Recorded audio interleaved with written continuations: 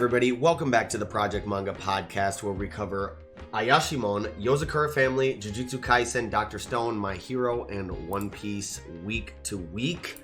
Back this week covering Weekly Shonen Jump issue number 13. I'm your host, Eagle. And I'm Mellow Yenis. As you can see, Nox is not here this week. If you saw his announcement on Twitter, he just has been having some health issues this week and having a really rough go at it. So he's sitting this one out. And with all that said, as always, please take a look at that description box down below where you can find links to any and all of our individual social media accounts, such as Twitter, online communities like Discord, audio listening platforms to consume the podcast on, as well as ways to support the podcast, such as our Patreon or our online store. So, also while you're down there, slap a like on the video and find the timestamps that you can use to conveniently navigate through it and avoid spoilers for series that you are not caught up in. So yes. With all those words said, man, what a fantastic week in Jump. Yes, welcome. It's a good one. It's a good one. Like, I'm glad. It's a pity that Nox had to miss a nice full week of like our Jump lineup for our regular show. But you know, he's getting stuff checked out and he'll be back to business pretty soon. I already know he's feeling a little better than he was the last couple days. So yeah, always on the mend. He's on the mend. Yes. Can't keep him down. But yeah, Ayashimon. Without further ado, let's get right into it. The first chapter of the night here, chapter 13 of Ayashimon. I refuse to lose again. I really like this one. It was interesting because I'm really glad that like they revealed the name of Koton's Koton's yokai, the Iten Momen. It's really funny because it is literally a possessed flying sheet of cotton cloth that flies through the sky and strangles people. And I'm like, really? His name's Katon, and he's cotton. He's literally cotton.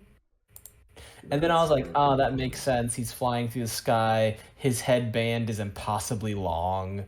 Like, it makes sense. And I was like, I really do. And he had the unraveling like cloth arm that he grabbed. You know what I'm saying? Yeah. He's got everything under wraps.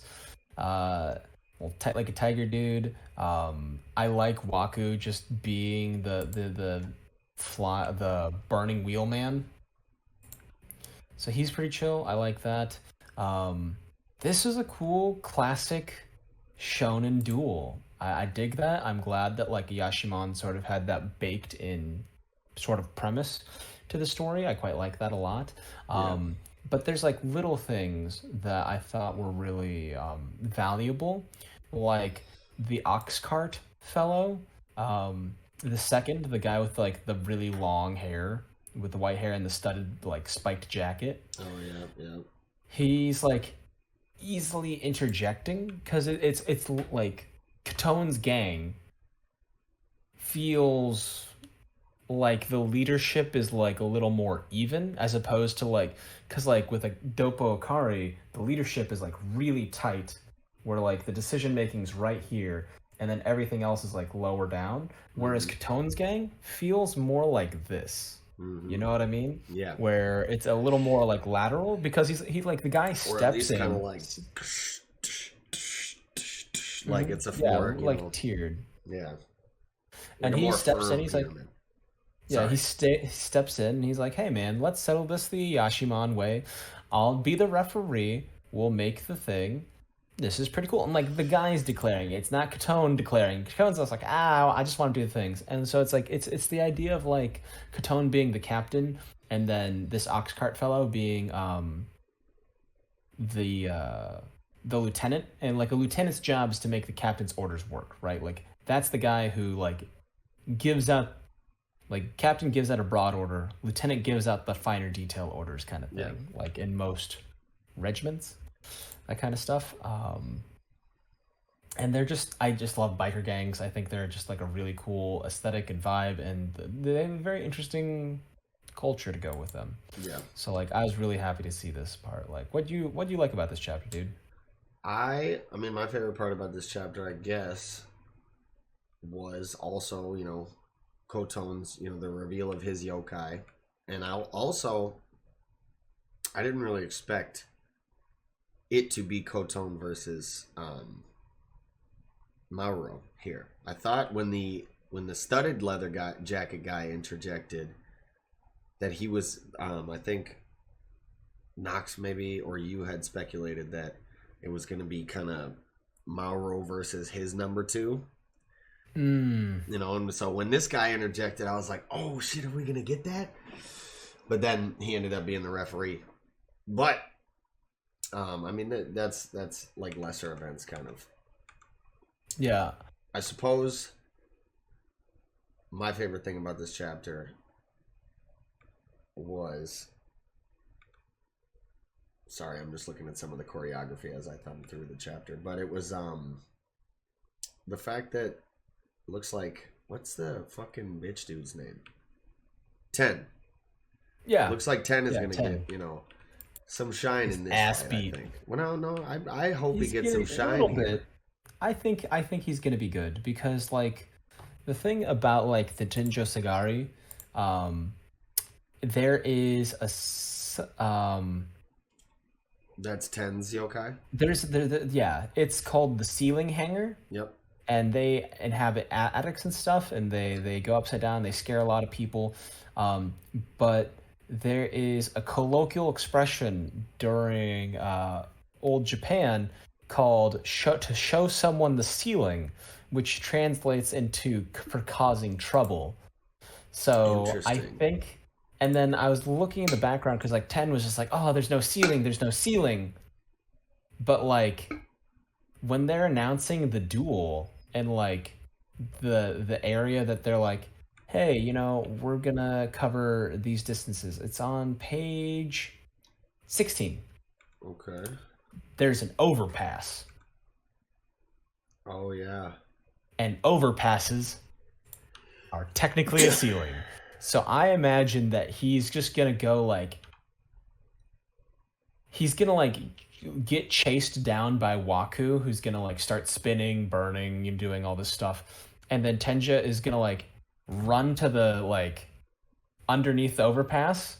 Waku's gonna chase down him. Tenja is gonna like grab onto him and then teleport to the ceiling and just drop Waku. Oh, that'd be tight. Because that's what I imagine he's gonna do. Like, he's not tough.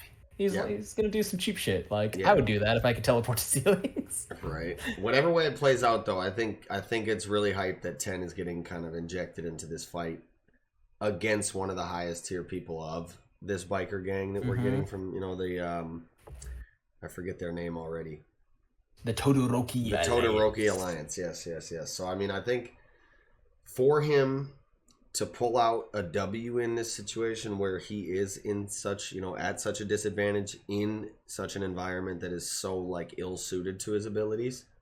Mm-hmm. I think, whatever way he does it, whether he does it kind of stealth, not stealth and guile, but kind of with cunning, passively and cunningly, leads Buddy to where he wants and enacts his plan, or if he just straight up can maybe somehow pull the dub out.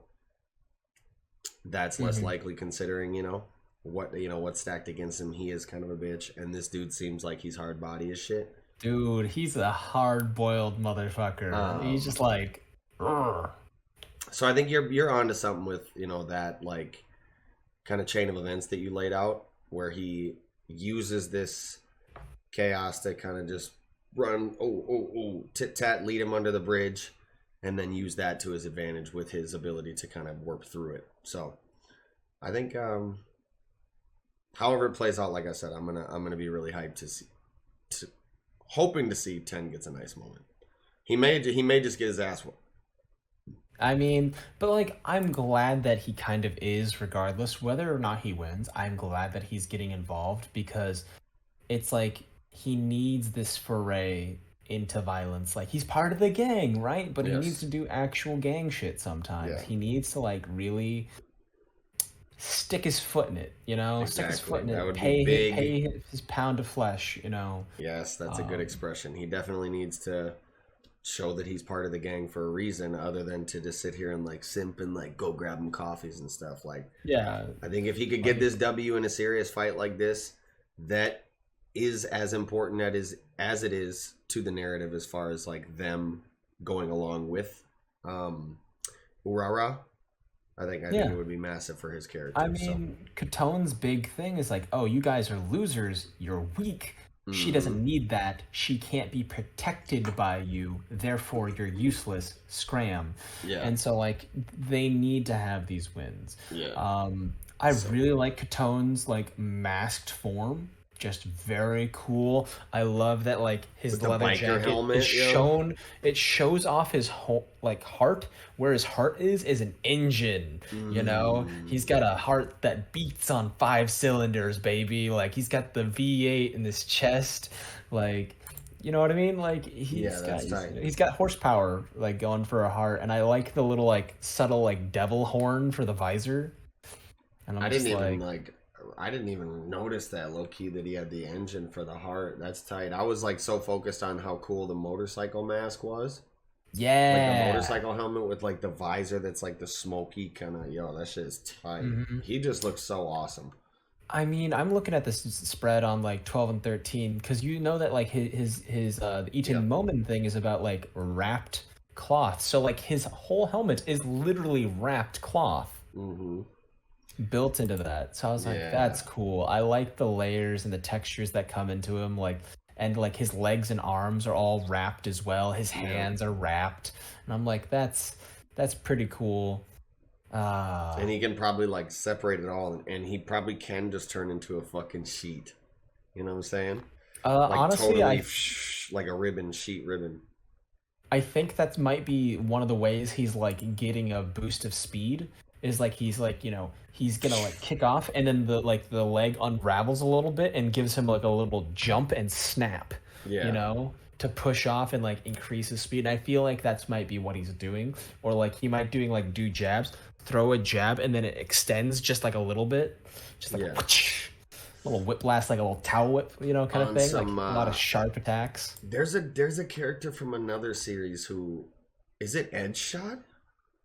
Yeah, Ed Shot's in My Hero Academia. Uses the wind to his advantage as far as speed goes, like makes himself very little. He reduces himself. Like Ed Shot is like turns paper thin sometimes and can fold himself in different ways. Yes. So like he might turn himself flat so that he can catch the wind and it'll push him away a certain way, or he'll turn sideways and let the wind pass through him. Man, I thought there was another.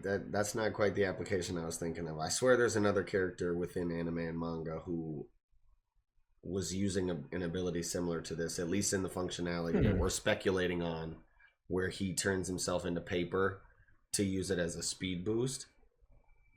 I don't know. It's not really ringing any bells, but you know what? Smarter than one head, 2 heads. You know what's smarter than 2 heads? The comment section. So if you guys know what we're talking about, please give us a check out. If I haven't read the series, I might give it a shot. I'm always into new things. Yes. But yeah, this is a really cool intro stuff. And Baruo, he's getting dragged a little bit, but like on page 13, he's like, it's not like the first time I've been hit by a car or whatever. And I'm just like, God, this kid has suffered. Yeah, he's definitely been through some hard ass times, and it's wild, man. Dude, the way yeah, go ahead. No, I was just gonna say like the page turn from 7 on to like 9. Just those page turns were all like 10 even 11. Really? Wow. Page 6 on to the double spread, 12, 13. When he slows down long enough for them to even see him. Yeah, those pages are all so like just riveting. Like you're like, oh shit. From the point he stances up, he blitzes. You can see like the lightning effect. Maro's like, huh? Super reminiscent of when Kaido did the first Thunder Bagua on Luffy. Like that panel on the top reminds me a lot of the panel of Luffy when that moment happened. And then he kind of like barely gets out of the way of it. Gets blasted back. Brr, brr, like skipped like a rock. He's all fucking bloody. I don't know, I don't really know where I'm going with it. I'm trying to convey how raw this like sequence of It's paneling was to a me. huge scene.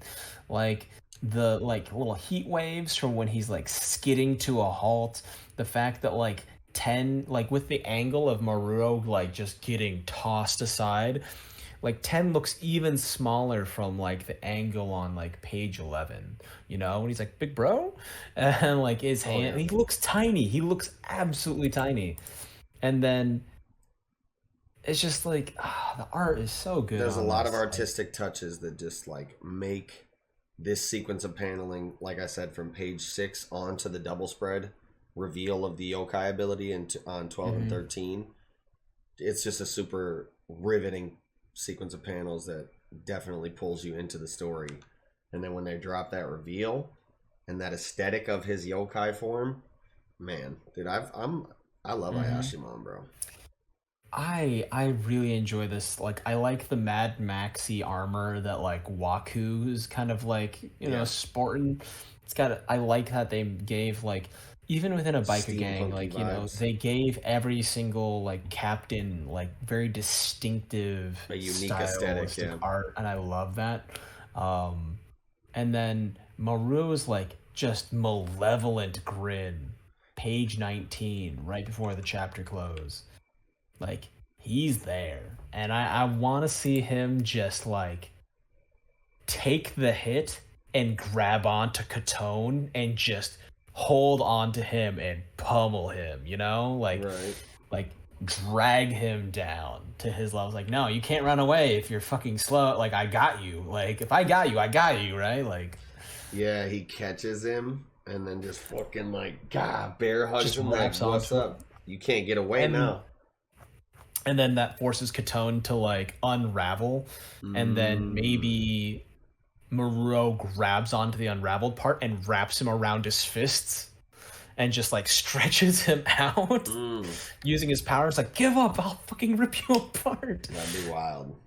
Because like I feel like Katone could easily unravel to like escape his grip initially, and I feel like that would be a nice like back and forth. Yeah. Like Mauro, no, I think you could definitely, again, have laid out a potentially very accurate maybe sequence of events for what happens here, as far as a good counter to Kotone's ability. Because, like you said, if he grabs him, he could just unravel. But then if he quick grabs one end and what's up now? Bah! Wraps it around his hands, and like that'd be cool because then like maybe he could use Katone's like unraveled form against Waku, and it just like wraps around. It's just like, because like, get off my guy. Turns him into like boxing gloves with like a rope in the middle, and he's just like D, whoosh, yeah, D. Like, oh, that'd be. So I was thinking of like a Garrote, dude, where I was just like get choke out Waku. Yeah, where it was like the fucking, he's got it wrapped around his fist with some hanging in the middle, and he can like box with it, and then also whoosh, whip it around your shit real quick and choke you the fuck out. All the while, Katone's like arms are kind of like semi-raveled back together and are like trying to pummel Maru. Like, hey, quit doing that. Just a random boot to the face. And he's just like, nope, don't care. I'm still using you as a weapon. We're just gonna keep spitballing on this. Like, what if Kotone acknowledges him to the point, like, if he could use him in a weaponized functionality like that? What if Kotone like acknowledged Mauro to the point where he's like, you know what? You're hard as fuck. You are hard as fuck. We're about to protect my girl together. And he like continues going forward, letting him, you know, use him as a weaponized kind of augment to his fighting style. I mean, that would be really cool because like I doubt it'll happen, but who knows? That would be really interesting is the fact that like if he got that kind of level of like,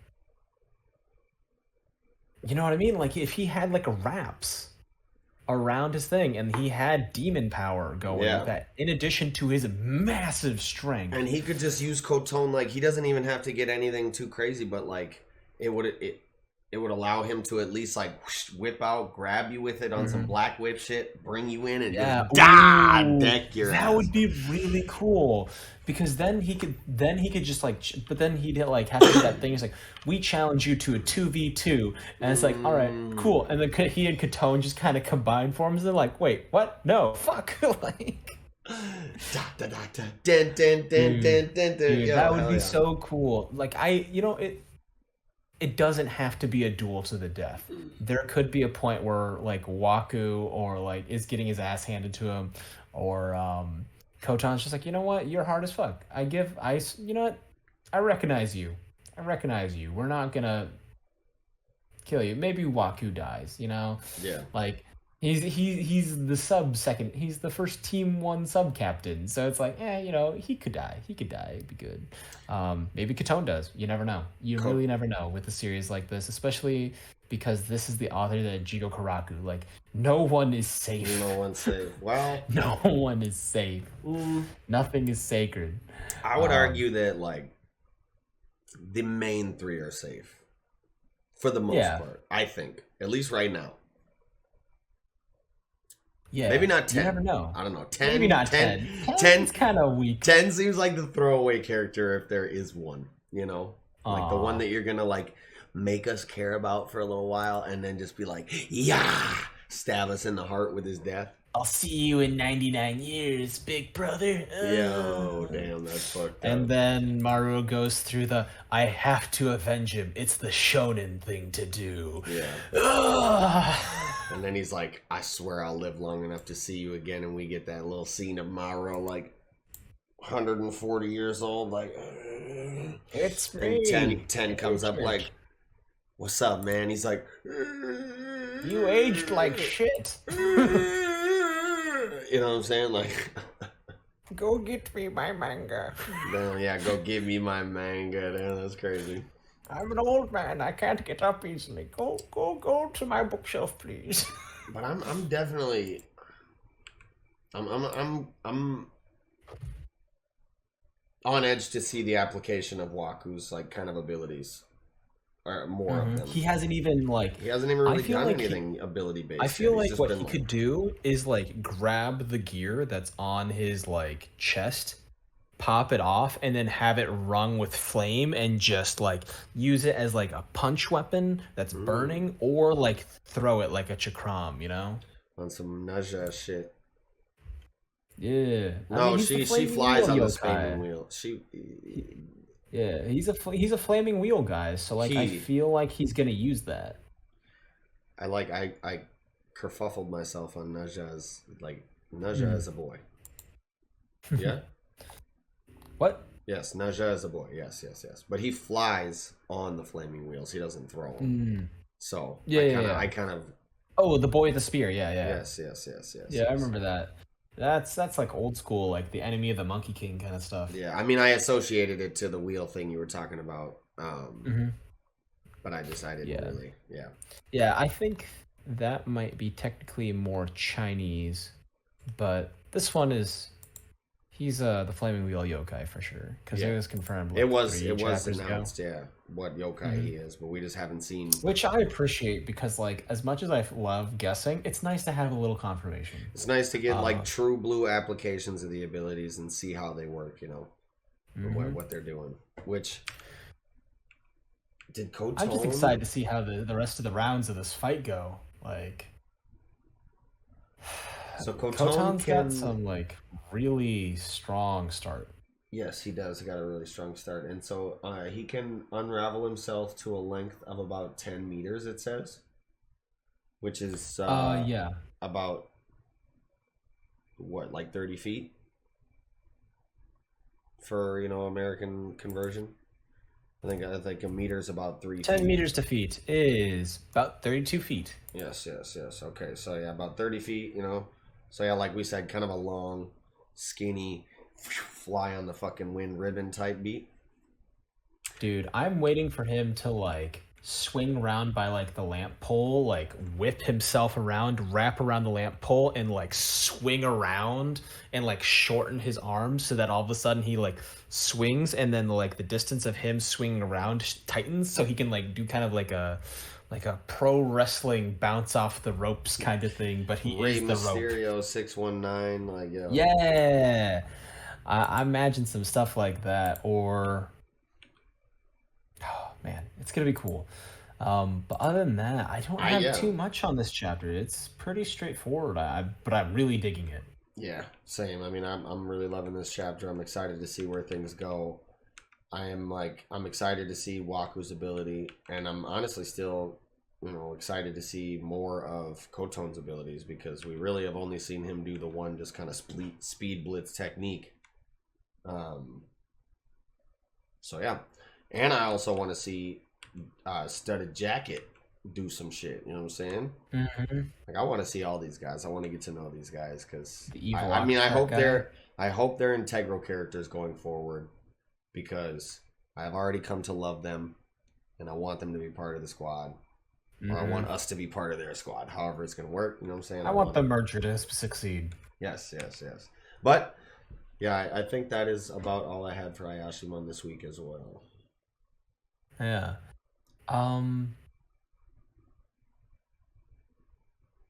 I like that they do notice that like nobody actually knows what happened to Kyo. Oh, They're like, yeah, everyone turned on each other. They're all suspicious of each other. Even like the happy-go-lucky Koton is like really ragey and irritable, and like doesn't really know what to do. But I do like that his second is like, hey man, don't snap. That's a bad habit. Like, you know what? Like acknowledges like, hey, if we force this girl to join us, like she's gonna run away for sure. Like, yeah, we can't contain someone like that. Yeah. Even if it's in their best interest, that kind of thing. And so I like that the second is he got a cool head on his shoulder. This is the Drake into the Mikey, you know what I'm saying? Yeah, I like that. Draken's like, yo, really Mikey, chill, bro. Chill, don't snap, bro. Like, we gotta think about this, bro. Think. Like, think, Mikey, think. Yeah, no, I get that vibe too now. I like that. Or maybe Chifuyu, to be honest, probably, because Draken is a dumbass. He's a dumbass fuck too sometimes. Are you telling me that Waku is Draken? No. Waku, no. Nah, all Drakens gotta be pretty. Yeah, but, I mean, yeah. Pretty boy, where your mama at? Waku, he's Baji.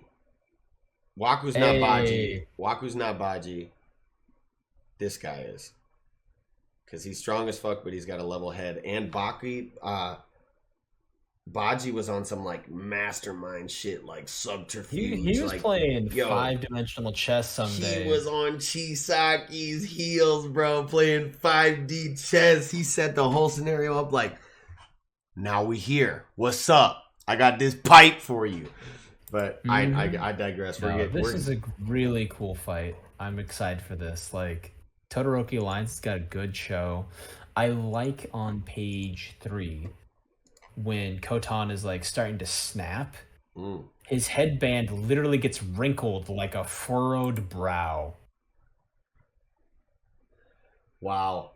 Yeah. I didn't even notice that. That's crazy. A little bit of like just visual foreshadowing to the ability. That's nice spot. I definitely did not notice that. I saw it obviously, but I didn't like interpret it in that way. So yeah, that's a nice spot. Even page 1, you can see like the like she doesn't need you losers anymore, get lost. The bubble covers most of his like twin tail bandanas, and then lower in that page, he's like, letting you vanish now would be spitting in the face of Kyo's memory. I can't do that. The tails of his like bandana are like flying out and stretching out like really far distance. So I love that it's all. What page are we on? Page 1. Oh, page 1. Okay, yeah, no, I was on page 2. Yeah. But you see what I mean? Like, it's a very subtle, like, the long lengths of stuff. And I'm just like, all right. The more it started happening, and once I hit the part where I was like, E10 moment, and I'm like, I like that. Hell yeah. Yeah. Definitely. Let's go Speed Racer, man. Yeah, that does it for Ayashimon this week. I think we've gotten, pretty much everything we can out of this discussion here. What? One more thing? Last thing. The super speed and the really long scarf for his like transformed mode reminds me of an old school series called Cyborg 009. Oh shit! Where it was all a bunch of robots and they all had special abilities, but there was one, he had a neck scarf that was really long and he was super fucking fast. Damn, that's wild. I'm gonna have to check. Yeah, so that might be a reference. I don't know, but I like that. Hell yeah. Fuck yeah. Well, that'll do it for Ayashimon this week. Well, with that, I think we can go ahead and go right into chapter 119 of Mission Yozakura Family, Mutsumi and Kyoichiro. And this chapter was gasoline, bro. Heavy. From start to finish, like. Heavy hitting. Like, even page 1, where Kyoichiro's like, if I defeat them all, Mitsumi will be free of Tsubomi's curse. And even though he's, like, squinting like a mofo, he's got that, like, angle. It's like the Kubrick stare, but his eyes are closed. You know, that little fisheye lens when they're going crazy. I dig it. And then I really like the interaction between Tsubomi and Momo. Yeah. Where she's like, are you afraid to lay a hand on your son? And then he's like, you all can carry out the rest. I'm done talking. Everything is for your sake, Lady Tsubomi. And she's like, yeah, he's a fucker. Like, what an impertinent man, acting like he's all that. Like, I'm the one that it turned him into a tree. Damn, that's wild. Yeah, she's like, I gave him the power, but he's acting like he just... Yeah. He gives out some big Grisha Jaeger vibes, you know.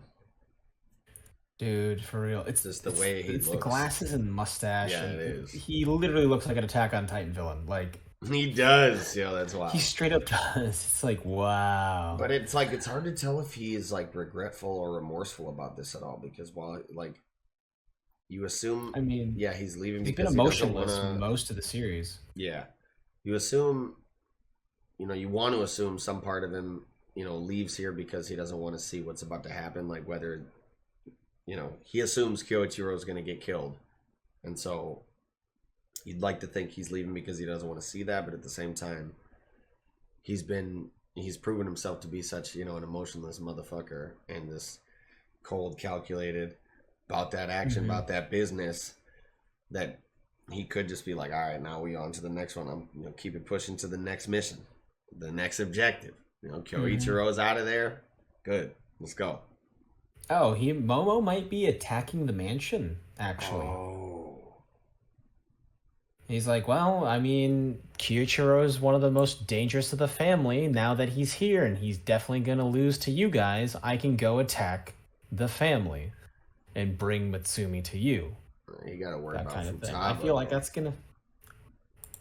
Yeah, I feel like that's going to be going on. And then I really like this subtle thing on like page 3 and 4. I didn't really mention it in the last chapter, but I like how these branches that are growing out of Tsubomi and the founders remind me of devil horns, like Oni horns. Yeah. And I like that. That's a nice touch. I think that's, you know, a bit of an homage to Jigokuraku, obviously, you know, with the aesthetic of like the Tao. I mean, what it was like they were overwhelmed with the Tao inside of them, and they would turn into the like tree blooms or whatever, like the tree creatures. They would have these flowers growing out of them. I think, you know, this aesthetic is kind of a bit of an homage to that. Nice nod. Yeah. And the squad overall definitely gives me big vibes from just similar vibes of the what was the main squad of the main antagonist squad of the Tao beings? That's a good question. I've only just started the series, to be honest. Yeah. People know what I'm talking about. This squad reminds me a lot of that squad in Jigokuraku, the antagonist squad of the, you know, invincible, regenerating, you know, flower beings. So, yeah. I think this is definitely a nod and an homage to that as far as the aesthetic goes of the characters and like kind of the branch like you mentioned. That was a little bit tangential, you know, but yes. I mean, I think it's still pertinent. And like the next, following that in like page 5 to a good chunk of this chapter, to be honest, they dedicated 10 whole pages to like Mutsumi and Kyoichiro and like how they first came to start interacting and how like their family was like this huge window on like their mom. Like the mom is almost never mentioned. Yeah, and it was cool to see this fleshed out, like their bond. You know how he was essentially kind of her rock and her shoulder to cry on, and the one person she could kind of show that soft side to when she had to like transition from just that youngest daughter who just lost her mother, like, and now it's business. Like now I'm the head of the Yozakura family. Like from day one, like she's dead now. You got paperwork. What's up? Like you got all these transfer forms. You know what I'm saying? You taking hold of all these accounts. You got to get in touch with all our contacts. Let them know what's good. I'm working with you now. You ain't about to, you know what I'm saying? Pricing stays the same type shit. Like it's business right away. And so for her to be able to come to him and have that rock and that shoulder to cry on in that situation, knowing how she might feel from the perspective of somebody who, you know, lost a parent at a young age, super good. Super good. Man, I love that part. Like the part where she's cracking up is like every last part without a hitch. I can't keep crying. I have to be able to wipe these tears away. Like now that the family's gone, you know, you protect me, so I need to protect everyone because I'm the head of the Yozakura family. And then Koichiro is like, I felt ashamed of myself. I only saw her through the view of like a protective older brother. I didn't like recognize the hurt and the strength that she was going through and had within herself.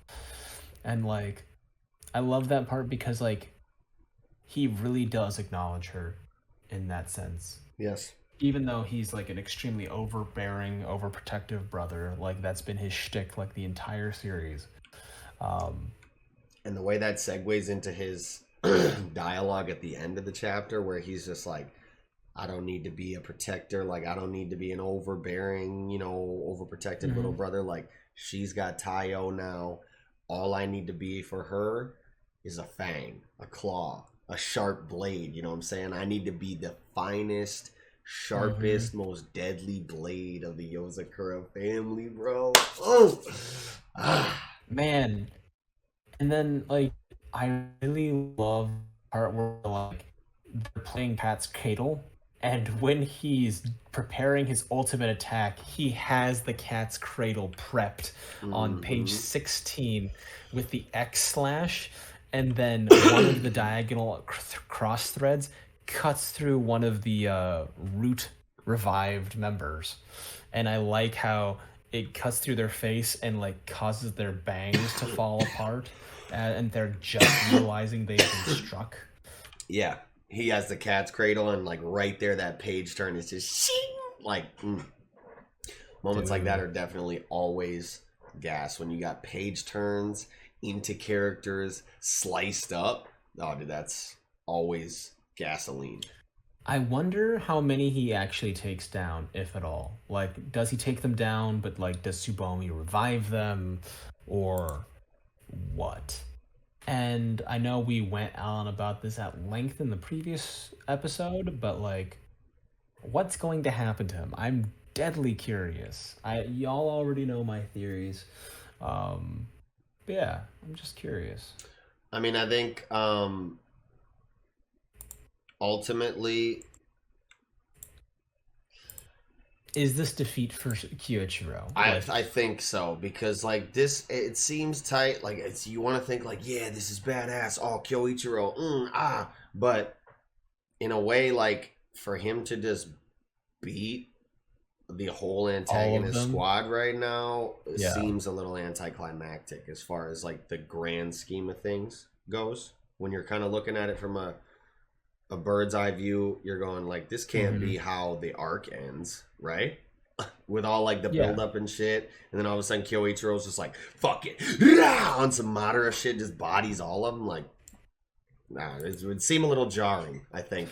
I think it would be. I think that something, there's gonna be like maybe like a sort of middle ground where because like they can't regenerate using the Somanine stuff because he's got the like laced wires, right? So what if he fucks up like one or two of them, and one of them has been basically mulched, and they're like, well, we could turn you into the replacement, and so he's like the next root host, but he's taken out of the game, effectively kept unconscious, kept restrained. So to give the roots time to grow into his system, that kind of thing. I think like no, with go ahead, Mutsumi, it takes a lot of time. Like Mutsumi's transformation and the way she's been affected by Tsubomi, it's taking a long time. So I feel like it's not a sudden transformation depending on who you are. That could be something like a grayscale arc. You know what I'm saying? We get Kyoichiro like infected with the roots, but he's like hiding it, doesn't want to like reveal it because he's trying to continue working for the family. And then like they gotta lock him up in like an incubation chamber until they figure out how to stop it or some shit. Like put him in a medically induced coma. Or I think you or Knox were speculating in one of the previous segments that like if anybody were to find him, it might make the most sense for Taiyo to be the one. So I think to really like put a bow on this flashback and this fleshing out of the bond that we got between Kyoichiro and Mutsumi, I think maybe for Mutsumi and Taiyo to like, as cheesy as it sounds and as shonen as it sounds, maybe come in at the last minute and kind of just force a draw in a way, you know, where like they're like, oh man, okay, we gotta just pull back from this. Like Kyoichiro's fucked up. We took him out of the game for a little bit, seriously injured him, and like they can come up, you know, maybe Mutsumi can have some meaningful like dialogue with Kyoichiro, like about how he is her rock, and she needs him in you know to not make stupid decisions like this because she needs him around. And then he's put into like a medically conduced coma to like recover. He's gone for like an arc or two, and he might be like before he like succumbs to unconsciousness, like when like the gang comes to save him, he might just be like acknowledge Taiyo and like really pass on the baton of like, it's like she doesn't need a knight, she's strong enough, but please be her blade. Be her, yeah. Because I can't do it. Yeah, that'd be fire. Yeah, dude. I got chills just thinking about it. Kokushi Black Thread, man. Oh my god. That was so cool. I've loved this style of attack and aesthetic ever since like Walter C. Dornez a la Hellsing was popping off and like stomping dudes. It was such a cool aesthetic. I was like, I love it. So like I like that this is in here too. Like the fact that he's kind of like this uptight formal attire only kind of guy is like a nice little touch to that. And I'm like, yeah, you read Hellsing. You read Hellsing a lot. Dude, we need to get the Kyoichiro open eye full tilt panel, like yo, it has to happen soon. It has to. Come on, bro. Like, what if it happens? If it is a true red flag, it's like the plus ultra mode. What if it's like the only time we see his eyes open is when he's acknowledging Taiyo and like telling Mutsumi goodbye, and then you see the light fade from his eyes and he's gone. Bro, stop. No. God damn it, dude. Feel bad. Dude. Tragedy. I feast upon it. That sounds like tragic. Too good not to happen. Yo, god damn it, dude. I live off suffering. We're literally gonna get the Kyoichiro open eye panel as he breathes his last breath. He's gonna open his eyes and look at Taiyo and say, like, I'm passing you the torch. You need to be her blade. A blade sharper and finer than no other. And, like, Mutsumi, I love you. Fam, I've always been proud of you. I love you. I've always been proud of all of you. Oh, my God, no. I could ask for a better family. I wanted it to be like the plus ultra moment where he's in this fight and, like, they're pushing him to his limit and he's like... like comes out with the full. Oh man! And I'm here just like, yes. What if everything went poorly? What you just proposed, like, yeah, that sounds too good not to be what happens, bro. Like that just sounds so slap. This is the difference between me and Eagle. He's an optimist. I'm a pessimist. I swear, dude. Yo, that's funny as fuck. But that's it for me for this chapter. Yeah, I think that's about all I had for this chapter as well. Just another incredible chapter of Yozakura family, man. Kyoichiro doing his thing right now. Fucking Yuji Kaku doing his goddamn thing right now. Oh no, it's not even Yuji Kaku. I'm bugging. It's Dude, yeah, you got thrown by those Tao references. Yeah, no, those Tao references, yeah. Yeah, I love this little bit on page 8, the really tiny details of reading the book called Momotaro without honor or humanity, and I like how they're just like, we want some pro-assassination, zero feel-good stories to raise our kids to have the proper mindset to be cold-blooded, ruthless killers. These guys really... Because Momotaro is all about friendship and, like, honor, and, like, an honorable little warrior who fed stray animals, and they pledged their loyalty to him so that they could fight Onis and stuff. Yeah. And then I love that he used his wires to help Mitsumi build a tower, even though it shouldn't have been able to stand. And I think that's the cutest thing ever. I thought it was adorable. I just want people to look at it and gaze at it and be like, "Ah, that's so cute." Hell yeah. Man, I can't believe that I just, like, absolutely disrespected Hitsuigo and Daira like that. Hitsuigo and Daira doing their thing. These guys, like, reminded me so much of the Tao Squad that I, like, legit somehow convinced myself, I guess, that this was Yuji Kaku's manga. We're also doing Ayashimon back to back. Like, it's just like, yeah, I get it. Dude. There's so many names that we have in our heads. It's like, I cross wires all the goddamn time. Oh, dude, I just can't, I can't even believe it. But I digress. Incredible chapter of Yozakura family. Can't wait for the next one. Can't wait to see, like, how this Kyoichiro mini arc wraps up. And, like, yeah, dude, I mean...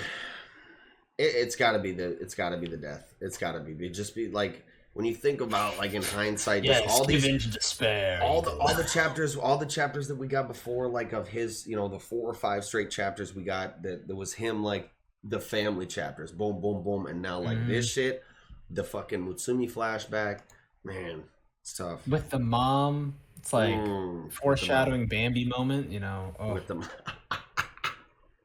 With the mom, I'm terrible. Dead. Well, that'll do it for this week of Yozakura family, I believe. Well, with that, I think we can go ahead and jump right into chapter 176 of Jujutsu Kaisen. Oh man, I scrolled off the title page. Sendai Colony Part 3. Pretty easy. Cool cover page of Takako Udo. Dude, she's just gorgeous. What a gorgeous character. And like, it's crazy to me because, like, everyone's like, oh, it's super fan servicey. Of course you like it. I genuinely mostly hate fan service. So, like, the fact that they created a character that is, like, titillating enough to, like, be clad in literal sky and wear invisible clothes is, like, kind of fresh, kind of new. I like that. I dig it. I dig the aesthetic. But, like, I love the pose on page 1. Just a very, very classy, like, magazine model kind of stuff. Yeah, it's definitely she's very elegant and very imposing at the same time, which is a cool combination to see in a character. So basically just starts, she's right at fucking Yuta's fucking neck right here, just off the jump. She's like, it's hands, we're on that action. So, like, we get some really cool choreography and just, like, fighting in these first, few pages of the chapter. Does an ability to Yuta where, like, she can also make your abilities, like, go limp, and which is a weird application when you think about that she can make the sky a surface, right? I mentioned it last time where I was like, maybe her ability is a little bit like, where you have the blanket and you put the egg at the center and you touch the blanket to one side and that's how you create the warping. That kind of thinking still applies. But you can even see, because, like, you see her fist flying at him, page 2. Page 3, you see her grab a little bit of the space and pull it forward so that stretches his arm out, and then no, the panel prior, she pulls on the area to pull it closer so that her fist closes the distance all of a sudden, so that, like, she basically pulls him closer to her fist and then warps the space around his fist and manipulates his arm so that it doesn't hit her. And then she turns around and does like a little backspin. Yeah, I think you're right on that call. Like, she kind of pulls him closer to close that little bit of distance quicker with her fist. Yeah, on some Shen shit, we speculate, right? Yeah. Where you were speculating in Undead Unluck that Shen might be able to kind of do a spirit 1-inch punch now with Uma Ghost, where he could extend his ethereal form, a certain distance past the end of his limb to get that little bit of extra distance. But then she like grabs the three-dimensional space. She grabs the air right in front of his arm and like pulls it, stretches it. And that's why it kind of like goes all limp and shit. And he's like, the shape of my arm changed. Man, yeah. Okay, it makes more sense now that we've kind of went over it a little bit. Yeah, and I didn't quite notice the paneling before. So yeah. Dude, I love the fact that she used that like space shortening to like yank him closer to her fist, and then yanks fully. And then she does the wind back and elbows Buddy in the fucking chin. Yeah, like, she does hit the... She's brutal. She's getting up in his distance. Efficient. She's efficient in combat. She's an assassin. She's an assassin of old. So, like, it makes sense. She's not wasting a movement. She starts talking about, like... She can control space, but it can't actually crush her opponent, like how a lens creates distortion. And she says, I treat the sky as a surface. Does the optical illusion, wrapping up the thing. And then she says, come on, attack already. I had the pretty lengthy discussion with one of the members in our Discord about how it was literally just a warp thing. She can warp attacks, but she can't attack something that's warped because it's also her defense. If she's warped, because the space is being affected, right? Sorry, I think you kind of froze up there for me for a second. Oh. Just go back about a sentence or two. Yeah, so I argued that while she's manipulating a space and warping something, not like teleporting, but like warping like a lens, like while a space is warped, it can't be physically affected by anything. And that's her defense. And she applies that defense to different parts of the enemy to render their attacks useless, but she still can't attack those things. Otherwise, her defense would be permeable. Do you see what I mean? Yeah. Yeah, like she uses her defense offensively, but she's only attacking with non-warped parts, at non-warped parts. Yes. Because those are the only things that can be affected. Yes. Because anything warped is unaffectable. That other than her own technique. Seems like it tracks. Seems like, until we get it like explicitly confirmed or denied, whatever is actually happening, like we did get a kind of a surface level explanation on the ability. I'm assuming we'll get a more nuanced and deeply kind of intricate explanation of how things are working here in either a chapter or two when this wraps up. Yeah, I'm not entirely sure how she affected like the explosions. Maybe she does that thing where, like, when you have like a long blanket and there's like wrinkles in it and you want to reset it, you just kind of whip it up and down, and it does that. Maybe she like warped like 2 line, like does the whip for the blanket, but it's the ground, and she warps like 2 stretches of things going out from her hands, and that middle part is the part that blows up because it is not warped. It is a physical thing, and suddenly it's 10 feet in the air. So I don't know exactly, but at least it seems like she can't hurt a living thing with the warp. So with her sky surface manipulation, it looks like she warps to a completely different location. She basically wraps herself up in like a burrito blanket and then reappears other places. Yeah, because her and Yuta were throwing hands, like they were close to each other. The sky is one object, and the sky is massive. Yeah. So I love that about her ability. It's very fluid. It's a really cool ability because it's so like reactive. Like it's a great reactive ability, but her like innate deadliness is what keeps her in the game. You know, like her physical ability, her physical like assassination techniques are what keeps her like deadly viable. But she has an impressive amount of defensive ability and like a stupid amount of mobility. Maybe the teleportation ability is like a very specific application of it where she has to treat it like the top and bottom of a surface or like the one side to another, because when she initially teleported to Yuta right after he defeated Kudorushi, we saw that panel after the panel of her like in his face as soon as he beat him. The very last panel of the chapter was a panel of the sky cracked. So if you think about like a hard surface with a crack running all the way through it, that's the one way where, say, like a liquid, if it seeps into that crack, can get from one side of that surface to the other very, very quickly. So maybe that's that functionality where she can teleport if she just cracks the thing, and then she can only move straight to the other side of that said surface. The crack might actually be like a pinch, a crease, right? Like if you have like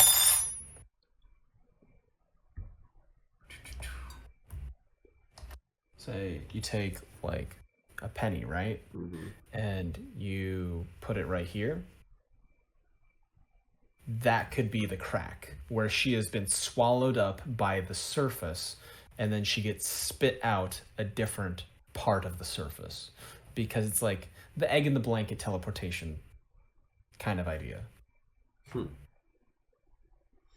So I think that the crack is actually like the butt end of the crease that she has like rolled herself into, because like the way she's waving the sky around on page 6 feels like a fabric, which is what leads me to that idea. And like when she's defending from Ishigori's granite blast, you know, she's pulling the curtain around herself to get that, and then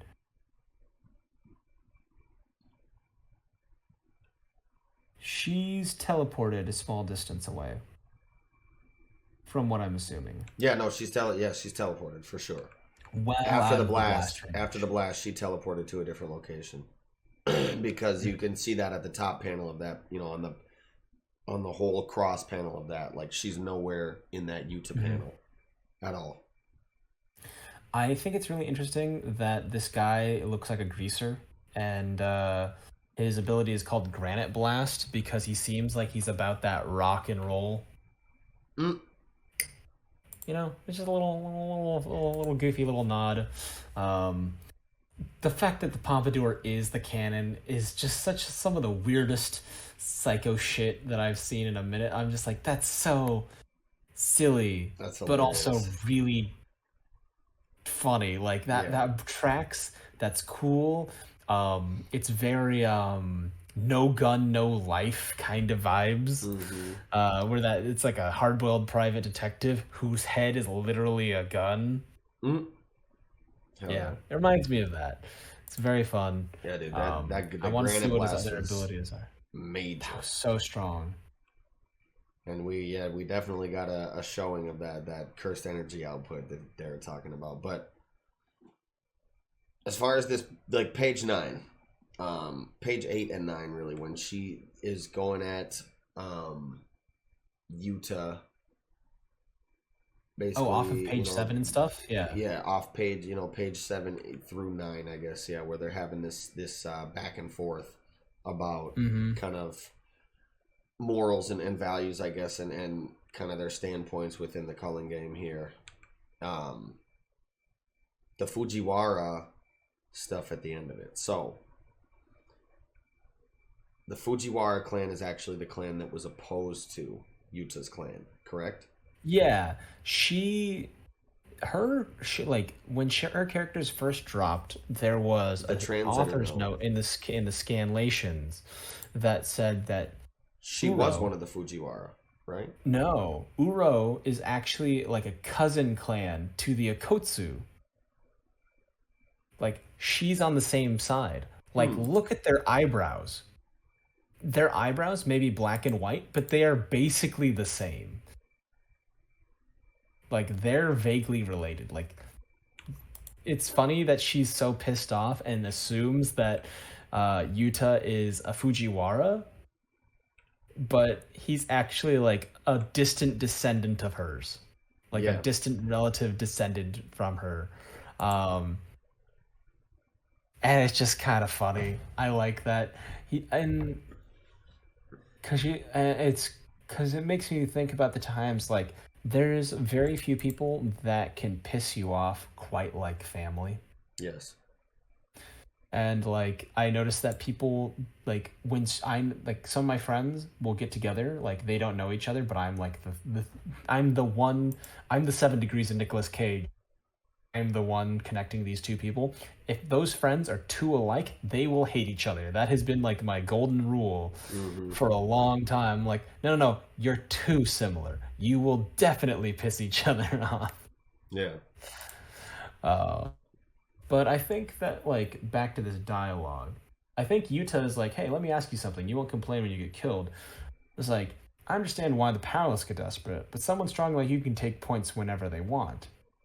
Why are you looking for a fight? Part of me wonders if he's like trying to figure out like,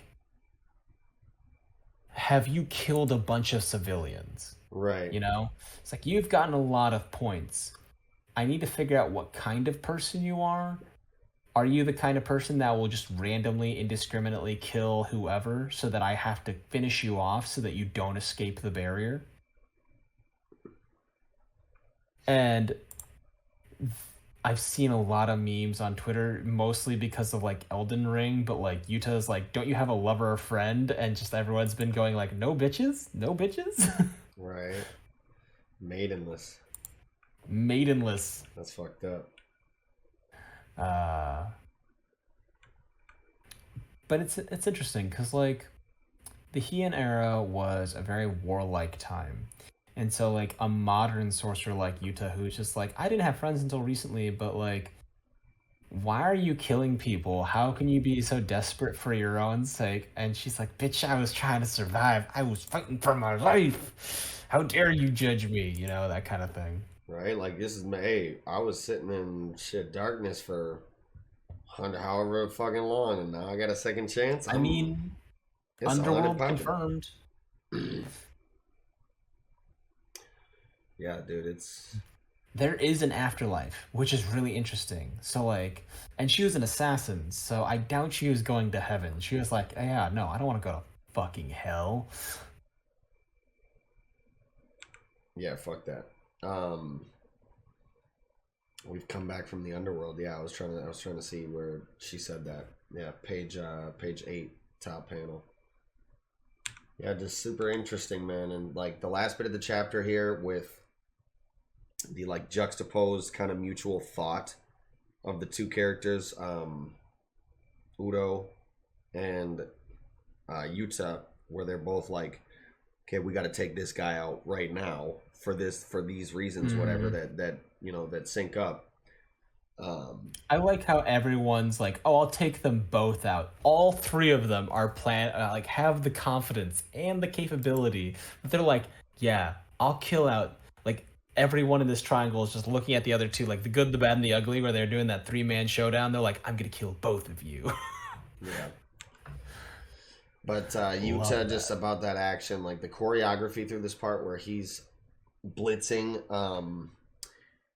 Ryu. Boy sprints. Yeah, full sprints. Like he's shooting the cannons at him. They're like tracking, zipping back around. He uses the fucking the street pole to like hit around real quick, makes the laser miss, and he's right into that hole that he had Broken earlier when he broken was earlier fighting Kuroroshi. with what's her name? Uro? Who's his damn Shikigami? Rika. Rika. Rika punched through that when he was fighting the cockroach man. Yep, he had he goes through the hole that he used, that he had Rika make for the civilians or whatever, and fucking, yeah, just stealths his way up. Literally, the page turn to this from this panel, like where he's like, "Oh man, you really died that easy? Like you about to disappoint me?" Next page, Yuta's literally hopping up on the roof, Parkouring his way right up there. like, "What's up? I'm here, bro." He said, "Let's bring this thing close." So right now, Ryu has shown himself to be a ranged character, obviously with the cannon on his dome. But I'm like definitely excited to see some up close hand to hand applications.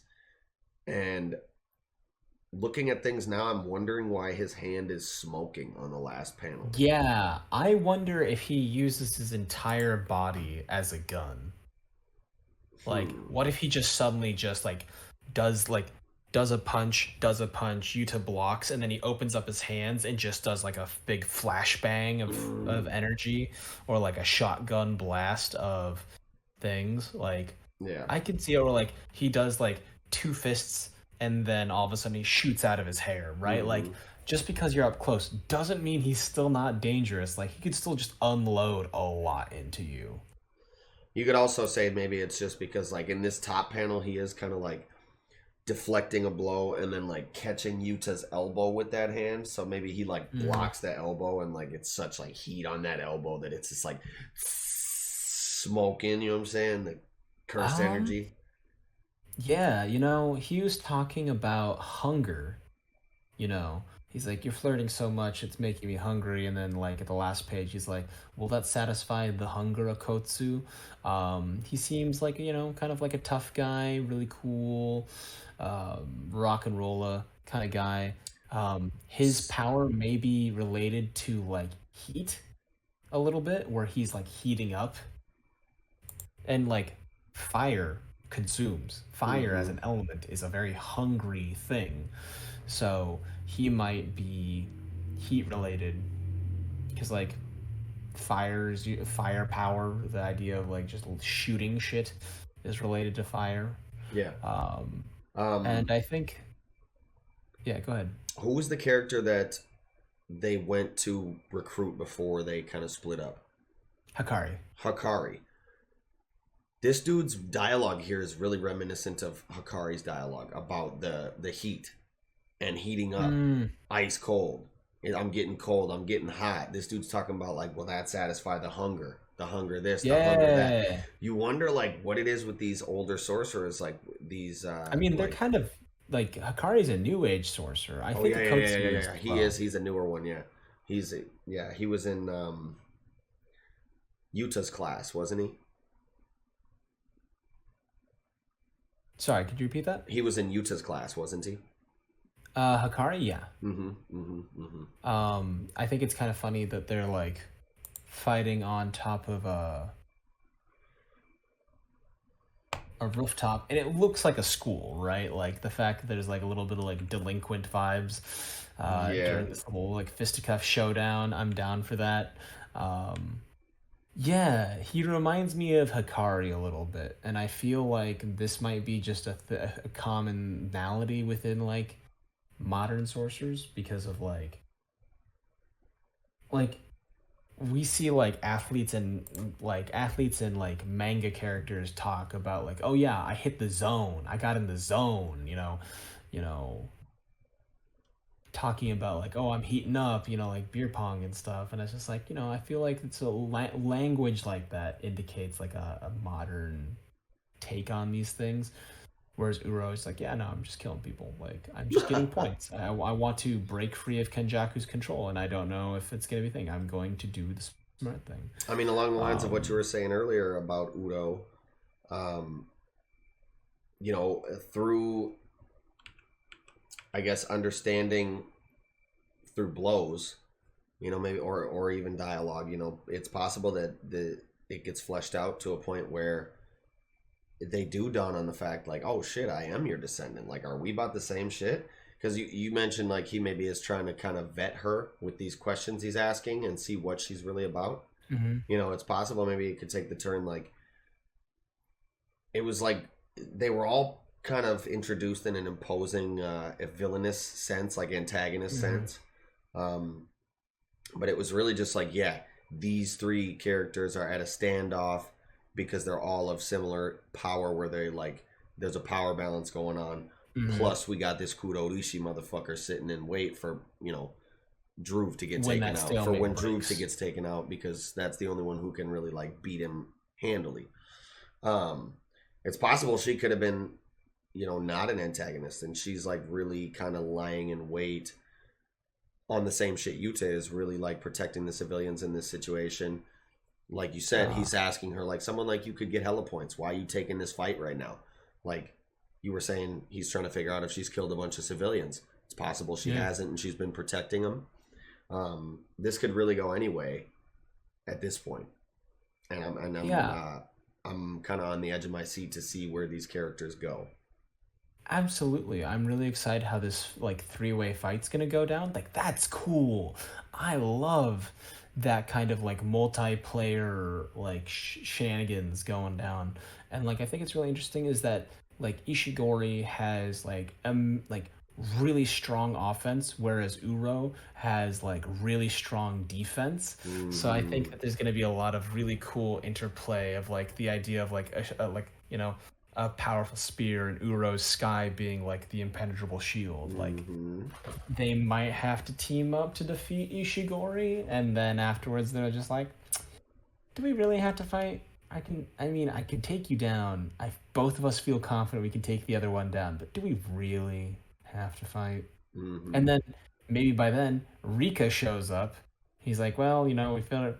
I called her to reinforce this after a while because like I'm not doing the greatest, but you never know. Yeah, for sure. Cool choreography. Yeah, I think great choreography. No, seriously. Love the spins. Yeah, we already talked about this. Tough as fuck. Yeah, Yuta is very tough. Like, it's literally to go straight from fighting Kuroroshi, like he actually took that bit of damage, like some pretty significant damage, I would say, from the one blow from the festering life sword. Especially since it was implied that it was pretty much what you had speculated, where it kind of puts a parasite into your body that, based on your cursed energy output, will like grow at a certain rate and then like burst out of you. It seemed like exactly what you said. Like his would be so great that it would like immediately just. And he took one or two blows, obviously, to go right into this fight, take a few hits from Udo, take this fucking cannon blast, to literally head on from Ishigori, and just like he's still keeping it pushing. Like Yuta is a fucking tank, bro. His first reaction was like, you know what? I think I can take them both out after getting hit dead on. He's like, what the fuck was that? You know what? Bitch, I'm at your neck now. I'm at your fucking neck now. You fucking hit me with that cannon out of nowhere, bitch. You hit me harder than she did. I'm going after you first. Yuta is a fucking goon, bro. Menace. He's a menace. For real. Oh, love that kid. Man, I just it's adding more and more, I guess, to the weight of like people's speculation that he could possibly die. Maybe fighting Kenjaku here at the climactic Maybe. portions of this arc. I feel personally, I don't know, I don't want to see it, but I don't very think it'll happen. I feel like he is this generation, like he's Yuji's generation's version of Gojo, right? Like he is going to be one of the strongest characters in the series of that particular age group. yeah, That's the caveat of that particular age group. He's going to be one of the strongest characters in that series, yeah. and so far it's proving true. Like Druv, Kuroshi, they were bad. They were nasty motherfuckers. And he smoked them. Drew He's about didn't to even smoke Ishigari get next. like the respect of even any like he literally the only panel Drew got was him like "Ugh," already dead as fuck, like cut up, bro. Like Drew got most of his action was off screen through those giant mole rats. Drew got fucking disrespected, bro. Like straight shit on. Yuta said, "Yeah, Your outfit, you're done." whack. Your giant rats, whack. Me, I'm tight as fuck. You feel like Yuta really just one shot him. He had to. He just It felt like it. He was just like, Rika, hold him down. Drew's like, "Do you know who I am? R-E-D-D-D-D. You ain't about to come into my territory. Nah." And like he's like still talking. Head like splits in half and just falls off. Do you know who I am? Yeah, you're dead. お前はもう死んでいる. Yeah, dude, but I think that's it about for all I me. had, for this chapter of Jujutsu Kaisen, me as well. So, yeah, that does it. Brutal stuff. Yeah, well, with that, I think we can go ahead and move right into chapter 231 of Dr. Stone, A Future to Get Excited About. Gorgeous color pages. Like the first color page, glorious. I love like this light blue, and I like zooming into that like dark bluish blackish thing with lights going off of it. I'm like, you know what? That's really pretty. Mm-hmm. I like that. And Yeah. then color wise, like the blue and the black and like speckles of white, it's almost the opposite of the earth, which is like blue and mostly white. Yeah. So I like that little like twin parallel kind of thing, because like space, moon, and then like those orbs standing in the forefront, like yin and yang. Yeah. I'm like, that's cool. Yeah, Dig it.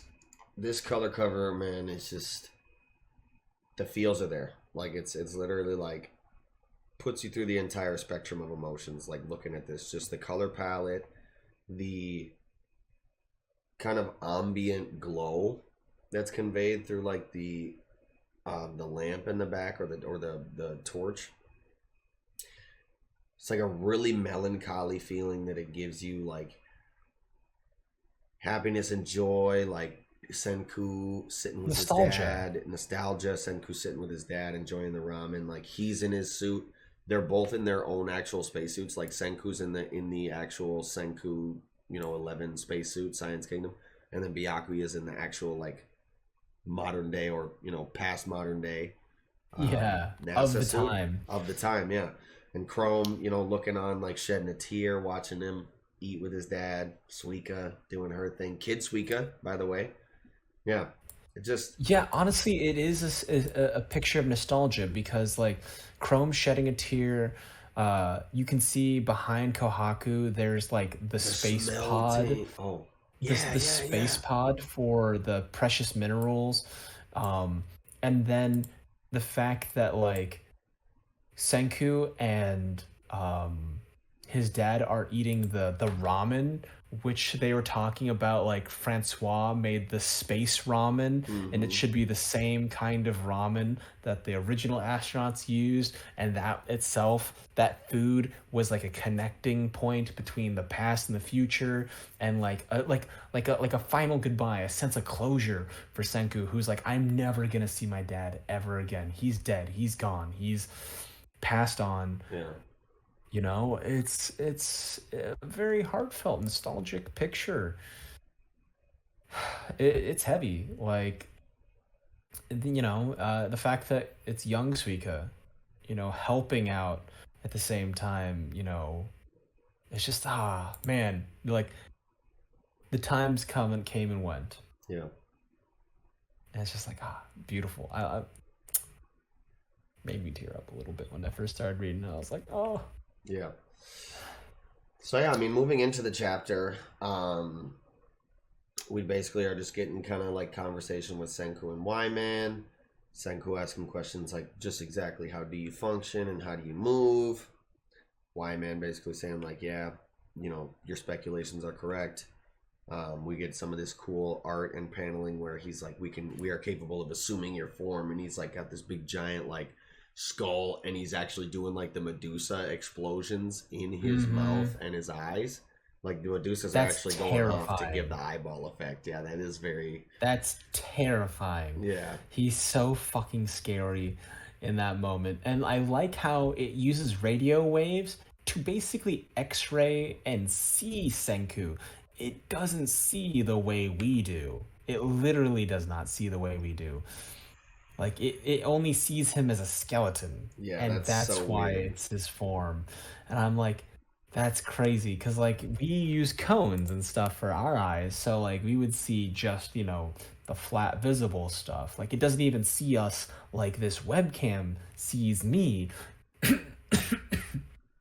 Translating a 3D object into a 2D object here, like it's funky, like cameras and the way they function are so wild that I'm like, wow, this artificial existence literally does not see any of the surfaces that we have. It just reads our bones basically because they're the highest density mass thing in our body. Right? Yeah. That was insane. I'm glad actually that you kind of expounded on that, because I was like a little unclear whether like, okay, does he have like X-ray vision? But the Is it a radio threat? the radio waves things tracks, like he's kind of using the, although I'm not, is he using that like echolocation, or I just don't understand. I mean, it's a sci-fi floating anti-gravity thing. I'm Suspend sure it has disbelief a little bit. multiple. I feel like it has multiple forms or waves that it can like tap into to observe Yeah, you a just thing. kind of got to suspend a little bit of disbelief, I guess. Makes I sense. mean, we're at a point where I'm like, I'm okay with this. We had the build up. There's the thing. Um, I like Stanley's mentality on page 8. He's like, I should prepare for the worst. Is Senku already petrified? I really wish that like I could have heard um what Senku said to the Y-Men, Yes. but at the same time I'm okay with not, because like the idea, like the imagination can give you the perfect answer, right? But like sometimes it's hard to write that perfect ending. So I like that little bit of off-screen moment. Um I like the pitch. There is this one moment where Y-Man's like looming over him on page 7, where he's like the little slim part where like he's talking to Y-Man, and then he talks to Y-Man again, and it zooms in, and the light is back in its eyes after like hearing him out.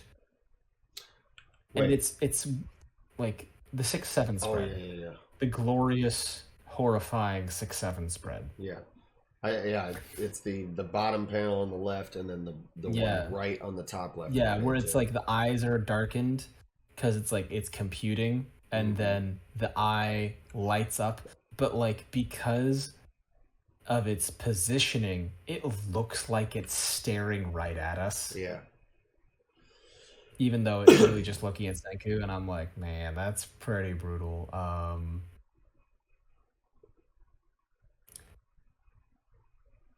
Yeah, I mean, And then it's like, you know what? We give up.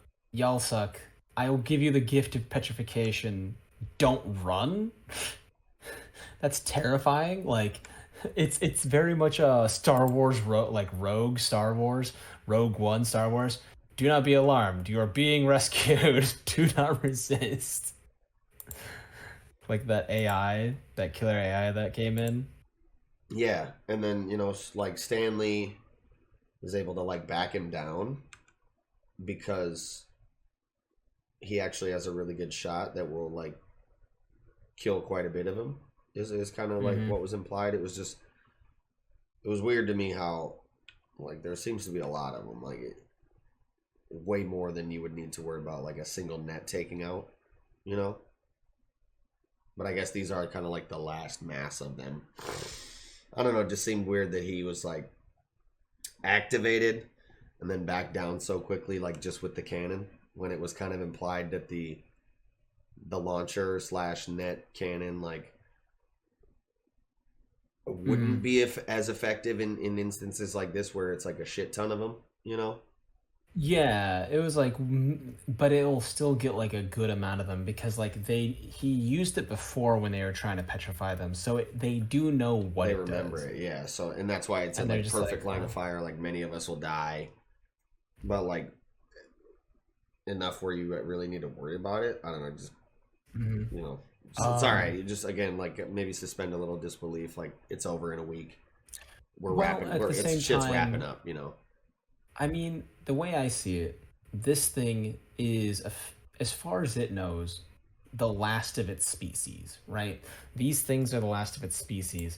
They're at a population size where, like, losing several of them would be devastating. Yeah. So they're just like, you know what? We're maintaining our population. We will stay if you don't shoot us. That kind of thing. And Stanley gets that idea. Yeah.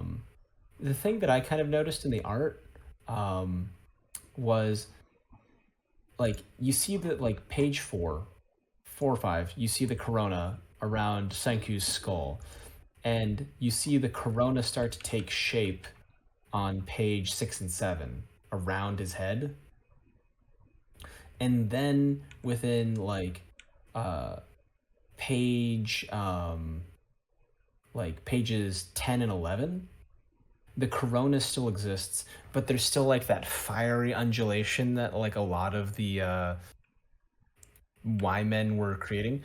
But now it like vaguely looks like Senku because of that. Like it sort of mimics his hair vaguely. Even if it wasn't intentional, it does. Yeah. A little bit. Yeah. I love that. I love that. Where they kind of like mimic him to that degree a little bit. I'm like, all right, I dig it. I dig it. And then they just have some really good lines when you transition from like page 11 onward. Probability is near 0% of that plan succeeding. Near zero sounds about right, but near zero ain't zero when it comes to us. Take me, for example. This smooth and shiny monkey came into this world with nothing. In just 10 short years, we're here on the moon. And they show up with a stick, rock, and twine. The fucking hammer and axe. The stone axe that he first made. Yeah. That's crazy. And that then, is the first stone axe he made, bro. That's the first tool he made, period. I love that. I love that so much that he brought that up and like showed it to Y-Man. Like, that is the simplest fucking thing in the world. And then Y-Man just absolutely like loses its shit. Yeah, for real. I mean, because that's like, what can you say? Like, he's like, yo, you think I'm so stupid? I went from literal Stone Age to here in your face on the moon in 10 years, G. We're talking about fucking 50 million years worth of progress brought us back up to that pace in 10, bro. Like, what are you talking about? What are we talking about? With a stone axe, period. Or like, 10,000. That's crazy. That's crazy. Years, but, in Stone Age, like 10,000 BC, whatever. Sorry. Don't come at me. yeah, right. Page 14, 15, Y-Man just like, the power of logic, talk no jutsu. Yeah. Just getting destroyed. Castle Grayskull looking.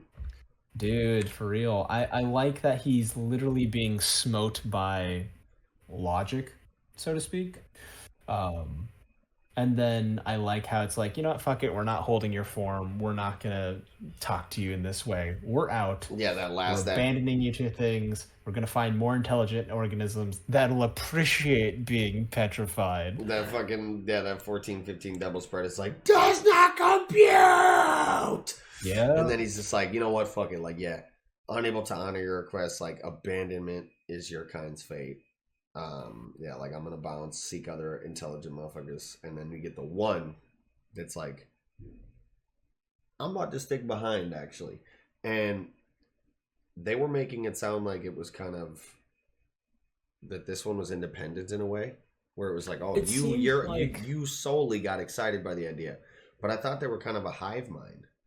Well, I mean, even a hive mind can still have individual thoughts and preferences, but like I feel like hive minds, like each individual could share ideas and thoughts, but like if it's all operating together, they might just like autopilot a little bit and like let themselves be taken over by like the wave and momentum of the mass. I do like the idea that like less than one it's like they said it was like probability is near 0%, and so like there's so many Y men that the like 0.00001% of them decides to just stick around, and they're like, you know what, let's see how this plays out. We will give you the amount of faith this statistic deserves. We're sending you one guy. All right, fucking off. We're sending you one guy, yo. That's wild. I love it. Yep. It's funny. It's such a little bit of smack talk, but like it's like this is the amount of faith you deserve. Yes. And I love how Senku's just like, you know what? That's enough. Just one. That's all I need, bro. And we gonna make this happen because I'm Senku. Hell yeah. And I like how this is like it feels like a climactic battle. And it's literally just a negotiation. Like we talked about Elusive Samurai and being like a battle of wits, feeling like a battle. This is like that, but without all the like visual metaphor. It just I don't know. Like it does feel very tense, and like it's awesome how this verbal altercation can feel like that tense, like a physical one. But it was like just a little jarring to me. Like I can't lie, like it was a little jarring, and it felt like somewhat anticlimactic. Like I'm gonna like withhold, you know, judgment until the end of the series. Until the end to see like in hindsight how it flows. But the way he was just like brah, bounce, like fuck this. We got better shit to do. So what? Like just I don't know. It felt like there should have been a couple more panels of dialogue, but between those before he bounced, like it was just weird. It was a little jarring to me. That's all I can say, really. I don't know. Yeah, I can see where that comes from, because you're like we they geared up with guns and rocket propelled nets and all this stuff, and they're like, we're ready to fight. And then we're just like, you know what? We're going to talk to these things that turned out to be living weapons. Yeah. And talked them out of it. It felt like, to me, it felt a little bit like Fallout New Vegas. At the end of Fallout New Vegas, where they talk to Legate Lanius, and you have like, if you have like 100 speech, you can just convince the guy to fuck off. They're like, this won't actually help you and your empire. Just leave. And he's like, fine, but the bull shall rise against the bear or some shit, you know, whatever. But like they walk off, right? Like they like, we shall leave, game over, right? Quest succeeded. Yeah, so like to me it was just like, man, yeah, you got the 100 speech, you rolled a nat 20 persuasion. Yeah, dude, speech OP in RPG games for real. Yeah, like I'm just like, all right, you know, we'll talk no jutsu. I respect that. You effectively won by ridding your like the goal is to rid yourself of Y-Man. How you do that doesn't matter. I fucking dude. I love speech in RPG games now that you bring that up. It's just so hilarious. Like the gate guard, I'll never let you in over my dead body, and you're just like, what if I blackmail you because I saw you? How about you let me in though? just like, okay. I mean, I could go over your dead body, but Yeah. I could go over your living body that is 20 gold richer. So I guess as long as we're on this topic of conversation, like what route of speech imposition or imposition, I should say, do you typically take? Do you take the finesse route, like that, the blackmail / bribery route, or do you take just straight like intimidation? Because it's usually persuade, intimidate, or like bribe / blackmail. Right. You know, I really play it by ear because, like, sometimes I'm like, I Situational. hate this person. I'm gonna intimidate the fuck out of them. Some people like, you know what? I want to make them squirm a little bit. I'll blackmail them. Some of them like, I just want to convince you that I'm your friend and that I'm not worth fighting because you just, I don't want. It's the hot fuzz moment where he's loading the shotgun. Shame, like, hate to do it to you. Yeah. I'm a persuasion guy myself. I'm typically like, I'll persuade him. You know what I'm saying? Like, hey, it's a pretty cool feather over there, bro. Like, you should go check that out. You know what I'm saying? I'll hold the door down for you. I won't let nobody get in. Got you. Just leaves. It just walks away. You're just like, and I'm in. Later, nerd. Who are you gonna tell? Get in trouble? Yeah, sure. Yeah, but there was a feather. Yeah, that's not gonna go well with the brass. There was a feather. Hell yeah. So, yeah, I mean, we get the final kind of climactic portion on the moon here. Y-Man leaves off into space to go find other intelligent life. So like feels good there. Like effectively we've won against Y-Man, quote unquote.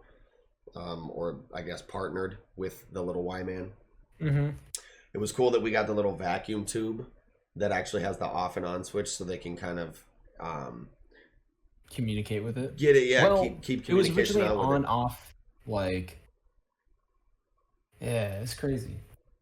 Well, because I like how they reused the tube. Yeah, the vacuum application like actually did allow it to speak and hover and gain sentience again. So you wonder why I love that.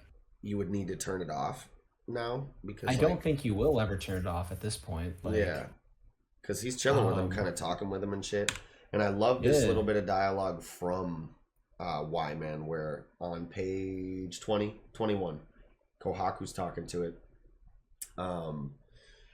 She's like, oh wow, like you can be conscious and float around, and she's like, you're mechanical parasites, right? So like, who created you in the first place? And it's like unknown.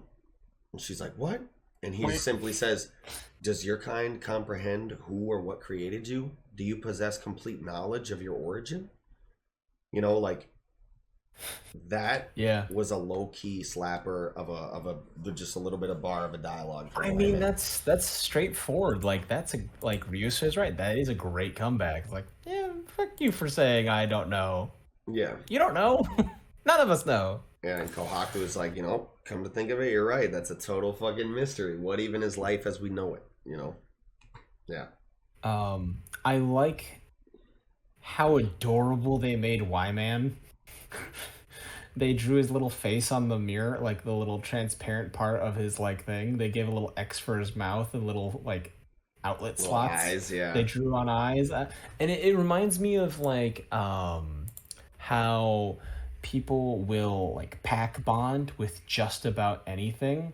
Like I remember like a Japanese family having like a Roomba, and like they made it like a little tiny dog house for its charge port, and they called it Roomba-san, and they're like, oh, Roomba-san is hungry, and throw some crumbs for it.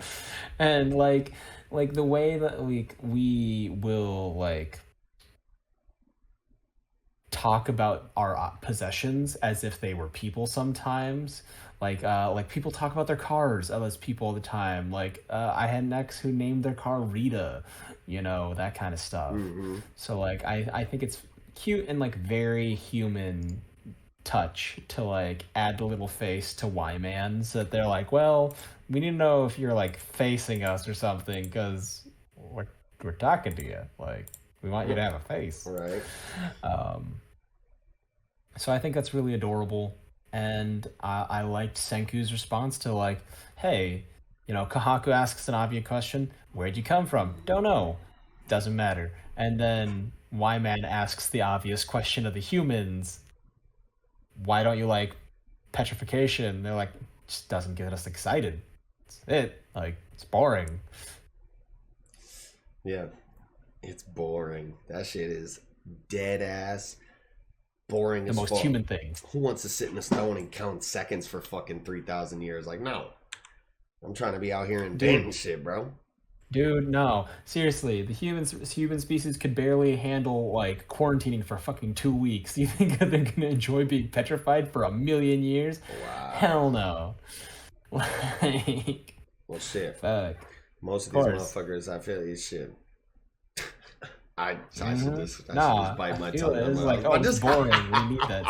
I mean, yeah, no, you know my opinions on that shit, but I'm gonna. I was let gonna it say be. most of these Let it be. motherfuckers that were tripping about the masks and the quarantines are probably the ones that are just petrified, not counting seconds. Their shit, they're just brain dead. Let me chill. So, Shots fired. brain, yo. So yeah, I like this. In this moment where Senku's talking and he's like, it's got nothing to do with survival. Asking why about all these unknowns is what gets us excited. And in that panel, you get all the scientists. That one scientist panel, we get Kaseki, we get Zeno, Byakuya, Chrome, Chelsea, Suika.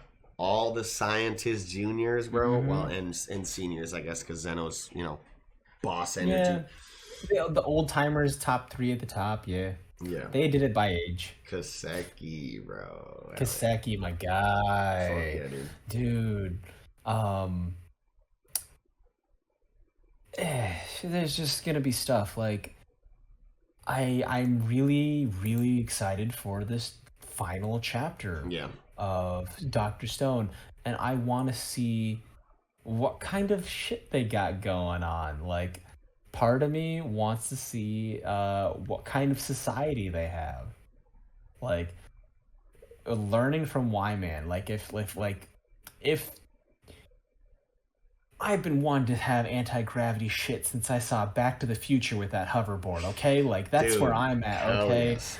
Like Jack and Daxter 2? Jack and Daxter 2 with the hoverboard? Like, what the shit? And I was so fucking pissed, like, back, a few years ago, 5 years ago, whatever, whenever the fucking the monoboards came out, like, they're like, yeah, bro, hoverboards.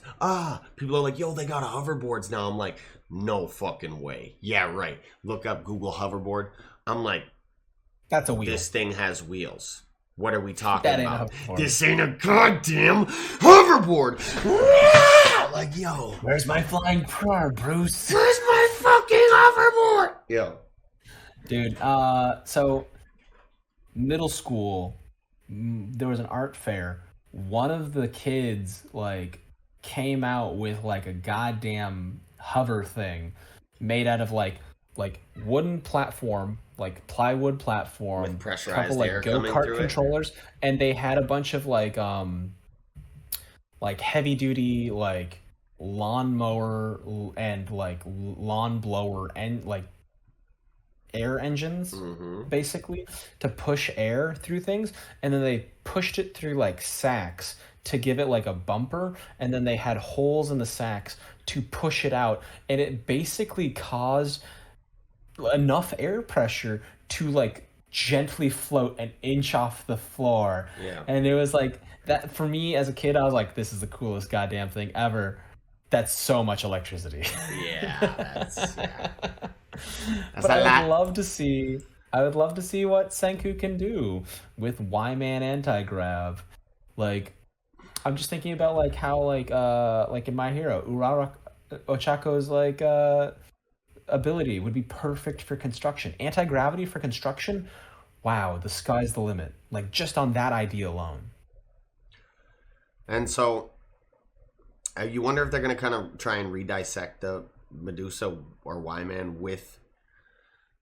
You wonder to what degree they can, like, be disassembled and stay conscious or sentient, because Hmm. They disassembled it at first, and they were like, okay, none of this shit really matters. Like, this all seems like just filler parts to, the one thing that really matters is this diamond. But now that he's like awake and sentient, maybe some of the parts are doing other shit, and they can maybe deduce and reverse engineer the anti-grav, and that could be a part of Senku's plan.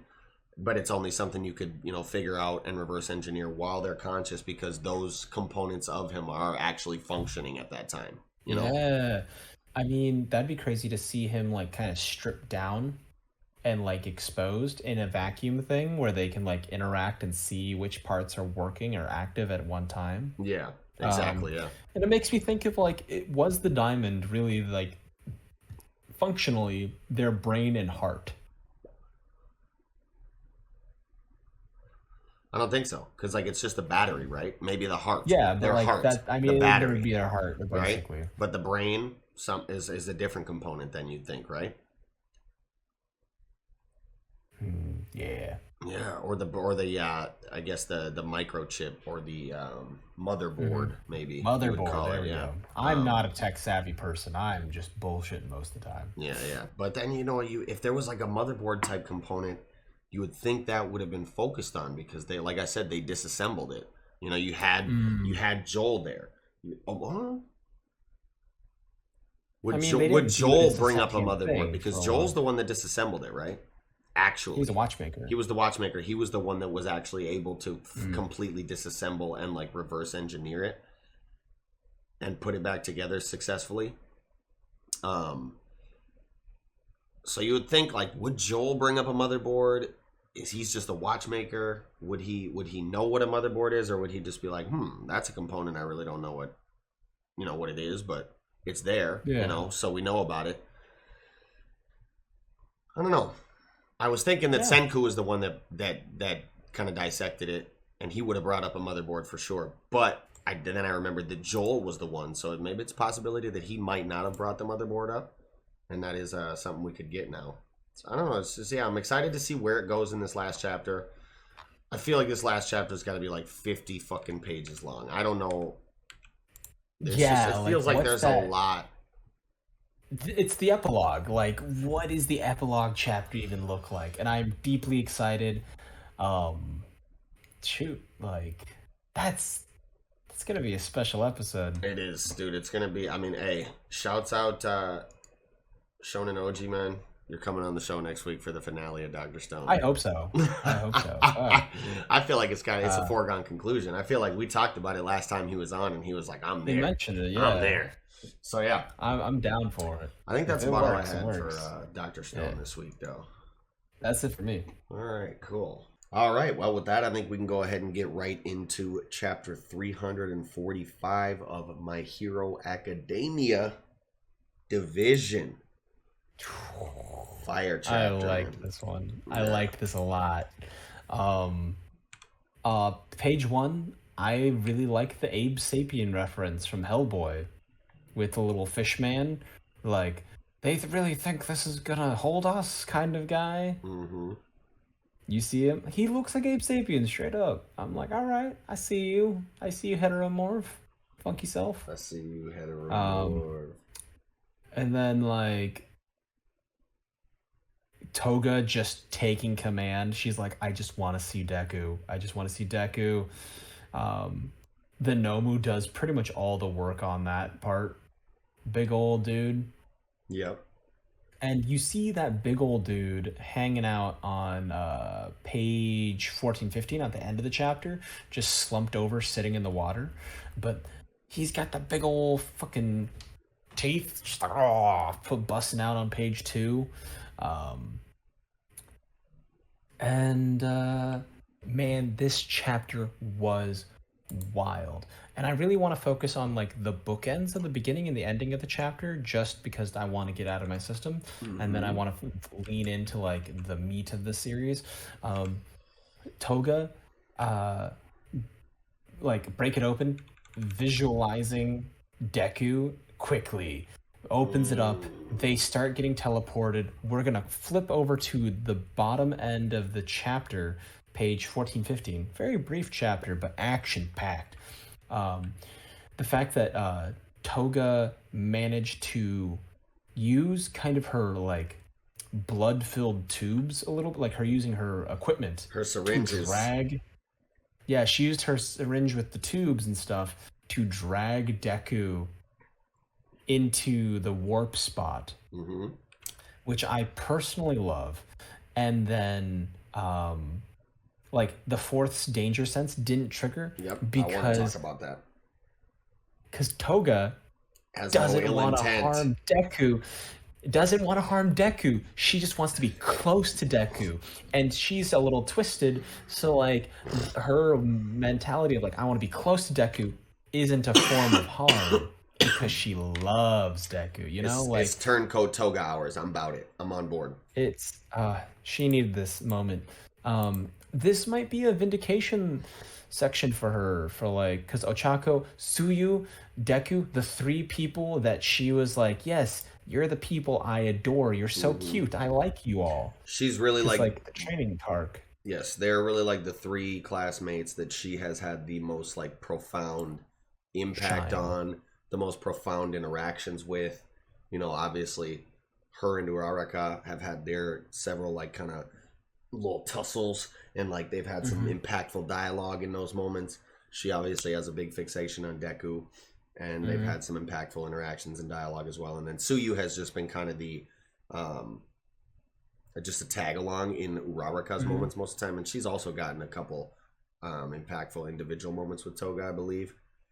But Yeah. overall, She's- yeah, you're right. You're spitting. These three characters are definitely the three to be matched up with her in this moment for a really hard hitting, It's a climax parallel to whatever is going to to happen.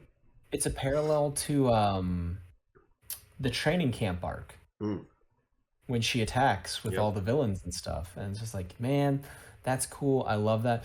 And then you see that last panel of her, the zoom in, where she has like the pinky wrapped around the syringe tube. Mm-hmm. Because that syringe is usually full of blood, that tube represents the red string of fate, which is a trope in romantic series of like the red string of fate, the bond of destiny, star-crossed lovers, that kind of thing. And even though it's technically like part of her arsenal, to her it's romantic. It's always been romantic. And that's why the fourth danger sense doesn't work on Deku. I agree. I think I totally 100% agree. I also said that in my reaction immediately after I read it. I was like, the danger sense didn't trigger because she has no ill intent. You know, whatever she's thinking, whatever she's planning, there is no ill intent being conveyed here. She just wants to love on him. Yeah. In the most awful way possible. And I mean, part of me thinks she wants to be saved, right? Like I think she could be. yeah. I really hope that this is like almost like a Y-Man situation where she could be talked out of whatever's going on. Yeah. And it's like, especially yeah. even more so when you consider like who's there with her. Like it's basically no other characters of like very high prominence within the antagonist side. Like she's got a couple high ends with her, it looks like, or a couple Nomu at least. Maybe not high ends, but she's got Abe Sapien in the background. She's got a bunch of heteromorphic dudes. just like kind of fucko like fodder guys. Maybe not fodder, but like just file and rank kind of guys, rank and file kind of guys. No one that's been actively named yet. Exactly. She's got like maybe 2 high ends and like a handful of mutants. We got Gang Orca on one side, and he seems pretty chill. Yeah, I mean, my point is, it's not like Dobby's here or like fucking Shigaraki's here or there's no fucking, hardliners. Why am I blanking on fucking Spinner? It's not like any prominent characters are here to like if that does sway in that direction where they're kind of talking her down. There's nobody here to talk her out of it. There's nobody here to like oppose that swing of reinforce things with her. Nah, I get that. I like that a lot. I really hope that this is like her redemption battle. I really hope that's the case. Yeah. Because She's a very impactful player within this She's sad conflict. as hell, dude. I want her to be happy. I want her to be You happy as know, well. And you know like what? whichever side she's helping, has a phenomenal boon in that she can copy other quirks with hers and Mm-hmm. copy forms. You can think like obviously whose blood does she have from the antagonist side? Probably everybody. You know what I'm saying? How She's got a effective lot of could she people's. be in subterfuge on our side? Mm-hmm. Considering that she has spent so much time with these people, they trust her like implicitly. She probably has each and every one of their bloods. She can probably just assume any one of their forms based on Mm-hmm. that. So, like, her swing into the protagonist side of things here could be a huge boon. You know, Yeah, I mean, she'd probably have to be given like some sort of like hardcore high tech ankle bracelet, like a mm, motherfucker, to even be trusted. But mm, like at the same time, like the more black and white aspects of Hero Society failed her hardcore. mm-hmm. So like Aoyama got redemption. Sure, he didn't murder a lot of people, but like I don't know, man. There's parts of me I'm just like, you murdered a lot of people, but I still would like to see you happy. Maybe this is telling on why I make bad choices. But like, Right. yeah, man. But let's get back to the meat of this because Yeah, I mean, um we get. I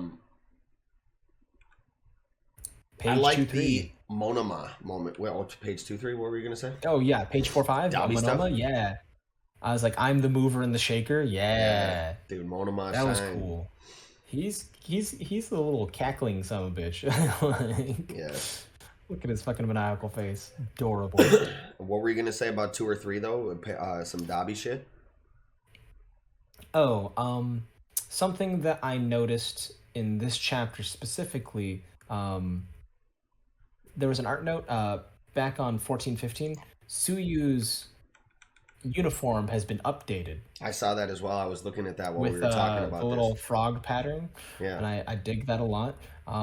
But the part that I noticed with let's with Dabi is that when you first introduced him at the camp training arc, he had the bags under his eyes and like the half mouth, Yep. but the burns have basically covered his entire face Yep. now. Yep.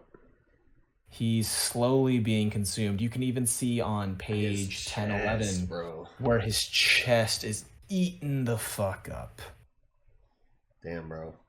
It's And it's wild. just like he is nearly almost completely consumed by the use of his overcharging his power, Yeah. push past his limits. And then I think that leads into the page 11, which I thought like 10 11 were like um All for One makes a really good point.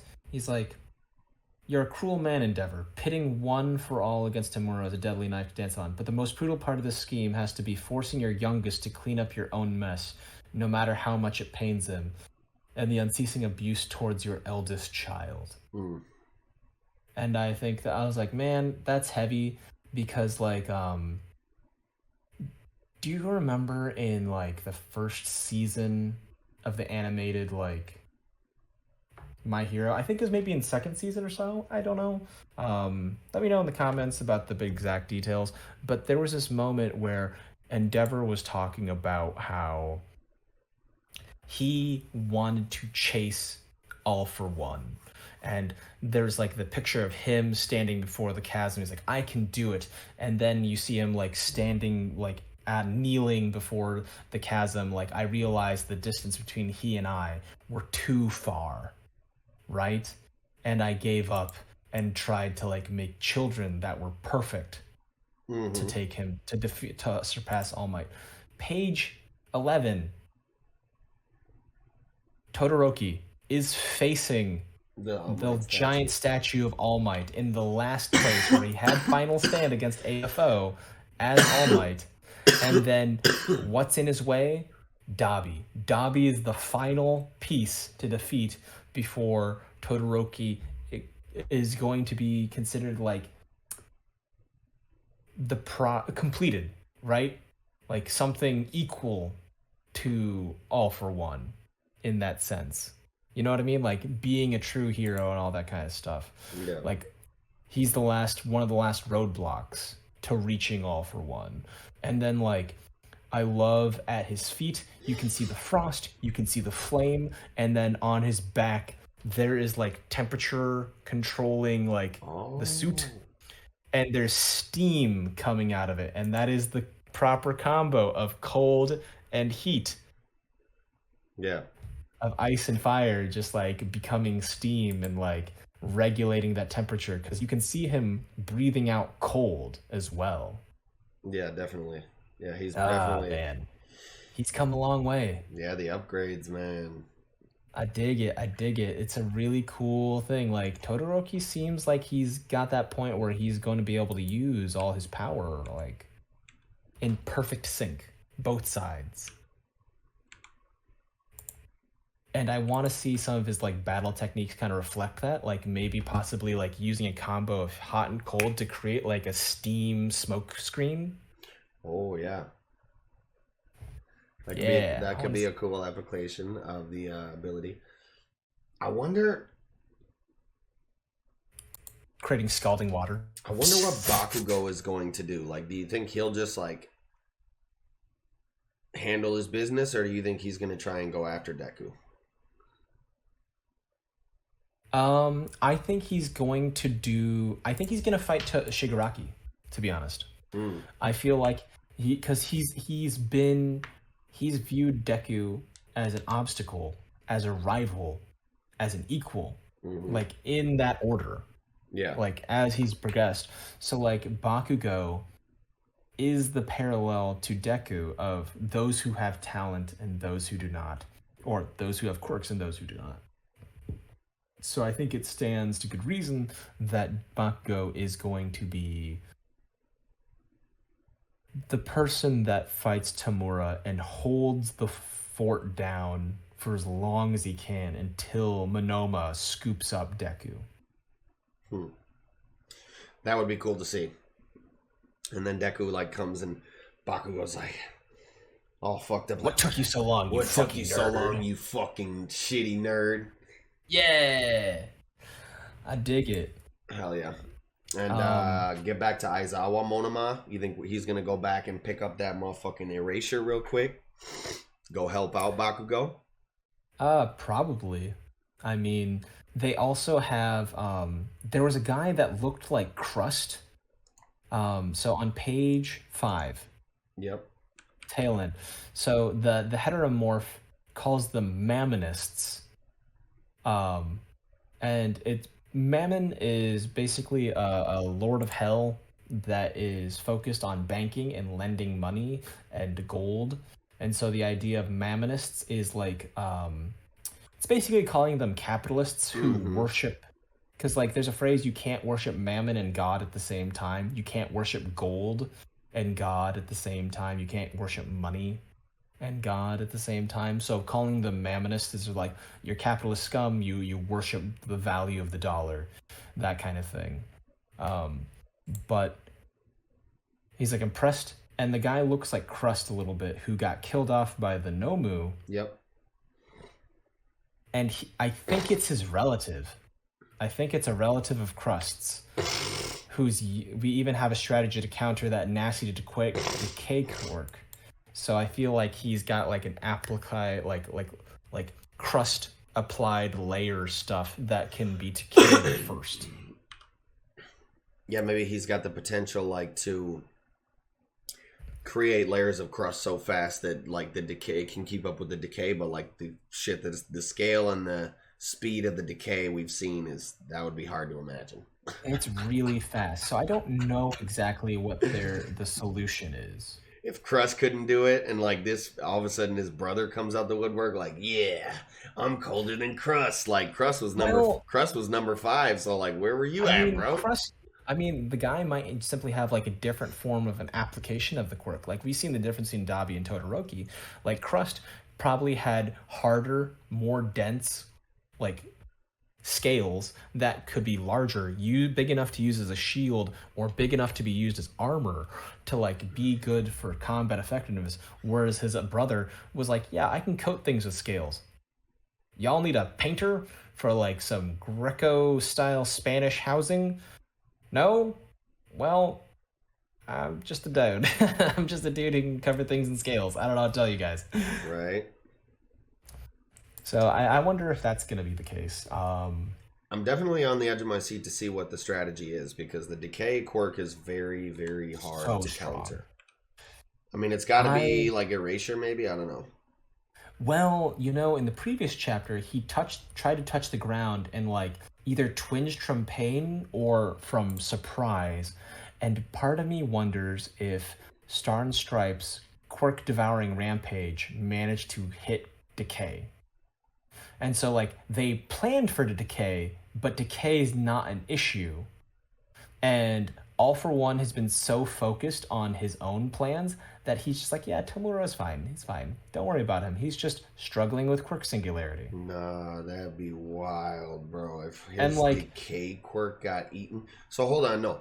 Wasn't it implied that it was only going after like the quirks that he had compiled up like under that actual kind of All for One umbrella? And like, maybe. I mean, it's the all decay quirks, quirk was right? actually Tomura's originally. I mean, thing is, I've had a theory that Tamura's original quirk may not have been decay, and it was something that All for One forced, like, secretly planted on him to cause that destruction of his family. Like, because we all know that like All for One groomed Maybe. Tamura. Oh.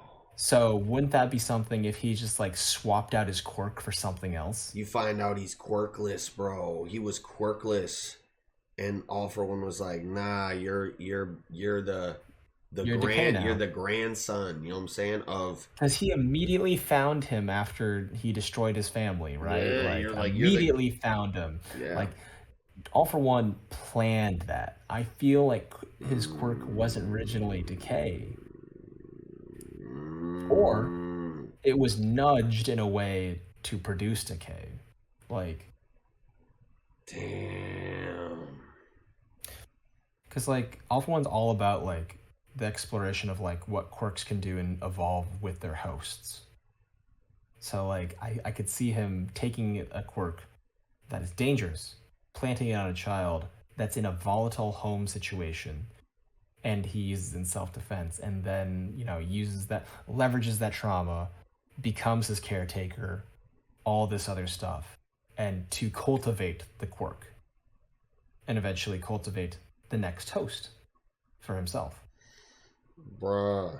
So like maybe that quirk is eaten by Star and Stripes because it was a plant by All for One. That's what I'm getting at. Yo, oh my god, there's just so much that just blew my mind. So like, oh my god, dude. If he fucking gave him decay, like if Shigaraki was originally quirkless and he gave him decay because he was fucking what's her name's grandson, and it was all a plot to like Destroy get that back family. at One for All and like destroy that family and fucking fuck with All Might because like of who Shigaraki is to him. He's like, yo, your mentor, grandson.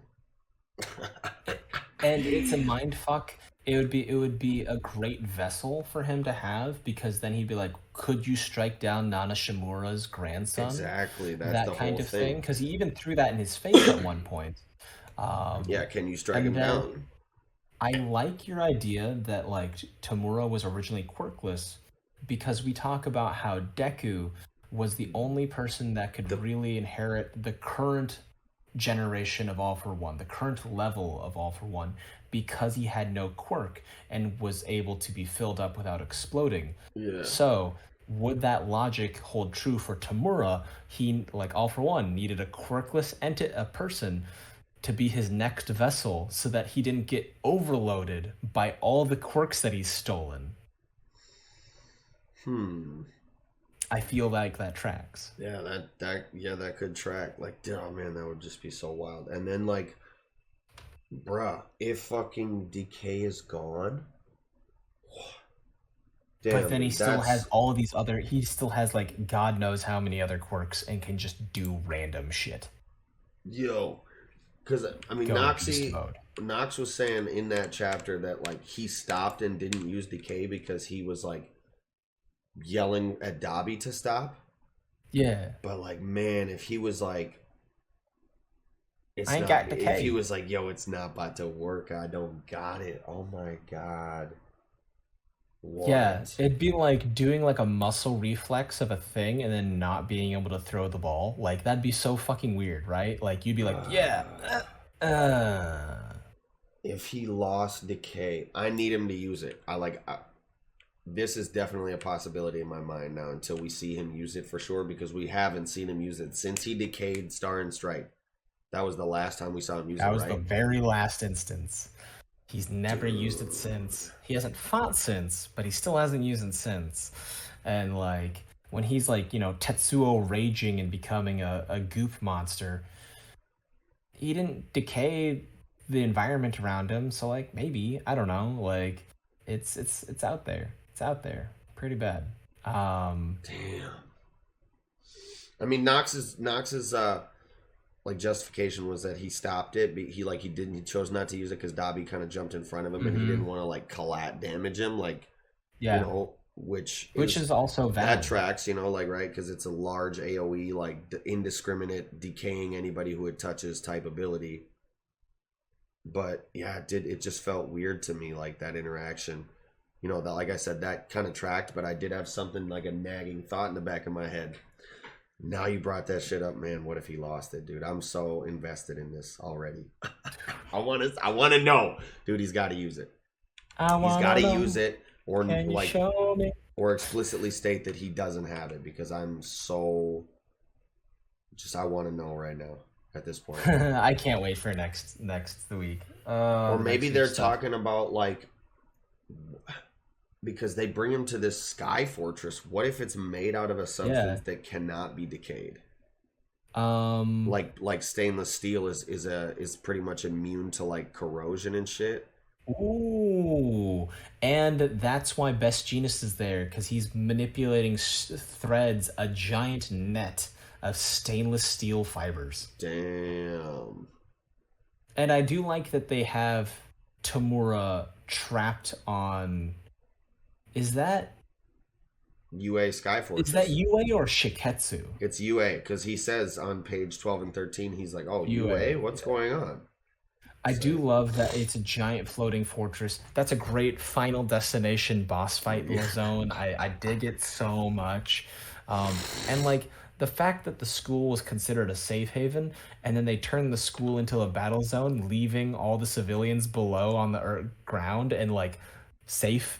And then as it's floating, it just floats away towards a place that's like depopulated. Yeah. I dig it. So you wonder, like, I mean, yeah, maybe, where did they go with All for One? It looks like they just went out into the wilderness somewhere. To Gunga Villa, where Gigantomachia went crazy. Yep. You can still see like the demolished areas where he just took out Gigantomachia, went ham. Yep. Yeah, for sure. Hell yeah, dude. This is man, great chapter of fucking My Hero, bro. Great setup chapter. I cannot wait. Can't wait to 4 more see, days, baby. Yeah, can't wait to see what Monoma's play is. Like, he's going back to Aizawa. What is he going back for? Is he going to pick up Shinso? Is he going to get Erasure quick? Is he going to pick up Lemillion?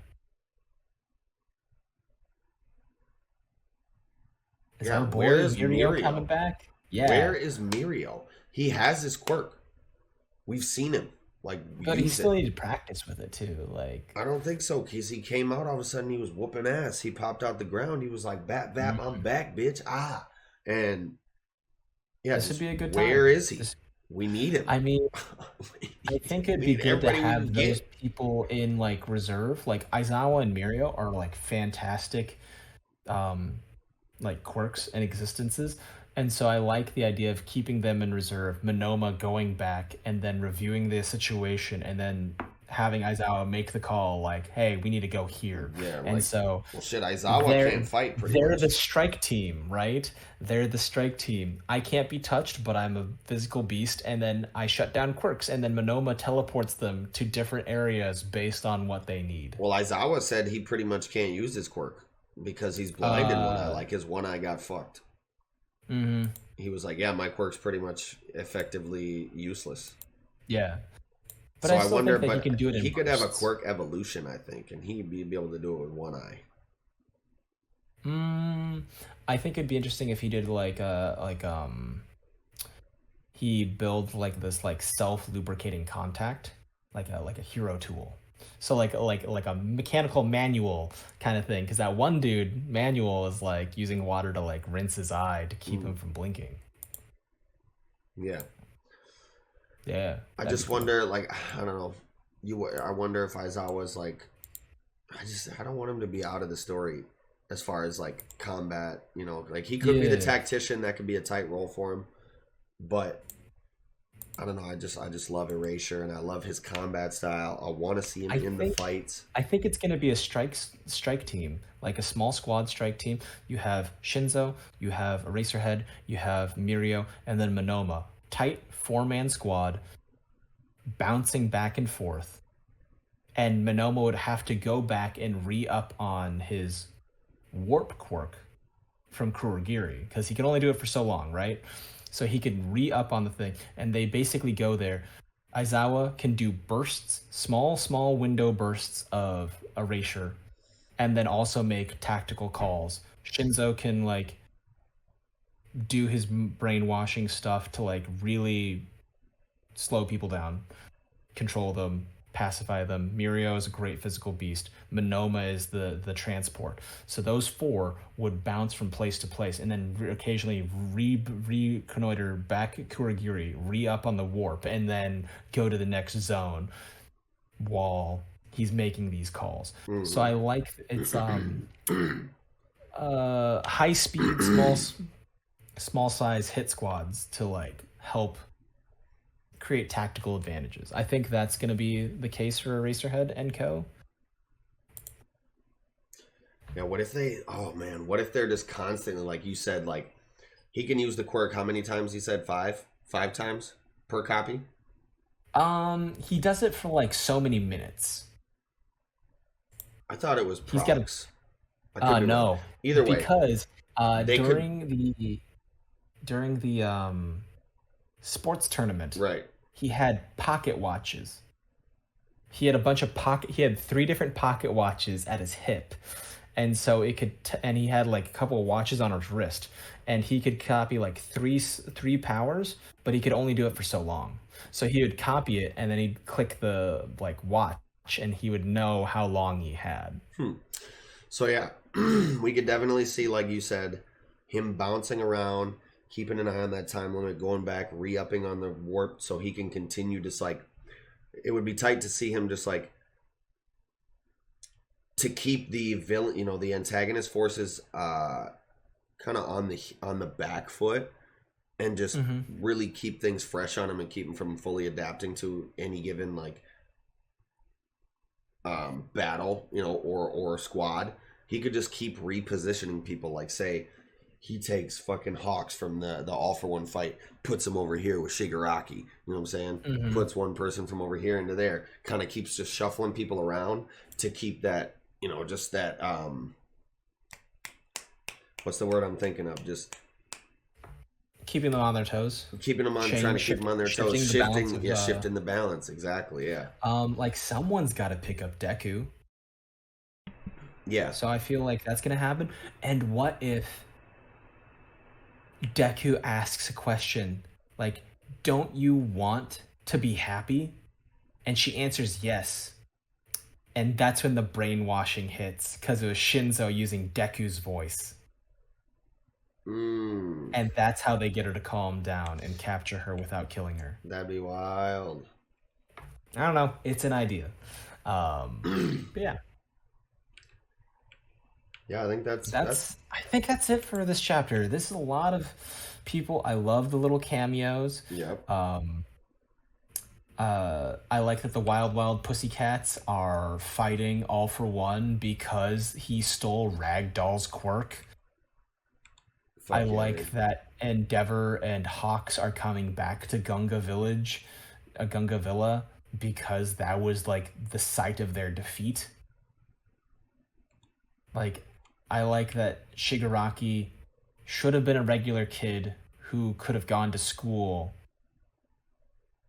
He's going to UA, you know? So, like, I dig it. I dig it a lot. Oh, Tokoyami's on the. Oh shit. Ooh, Yeah. Tokoyami's with Endeavor against All for One, And yo. Kamui Woods. Yeah. But like that makes sense because Kamui Woods can manipulate trees. He can create larger, vast swaths of forest to like give advantageous terrain. And then the Wild Wild Pussycats can do their thing where they create like earth beasts. They can create the earth beasts, and Tokoyami can use the forest as a place to build up shadow. Yeah. Hell yeah. I'm about it. I can't wait to see where things go, man. Oh, It's so such an excited. exciting time of My Hero right now, and just so climactic, It's riveting the week to week. climax. Hell yeah. But I think that about does it for this week's chapter of My Hero. Same. All right. Well, with that, I think we can go ahead and get into the last chapter of the night, the Piece de Resistance, chapter 1041 of One Piece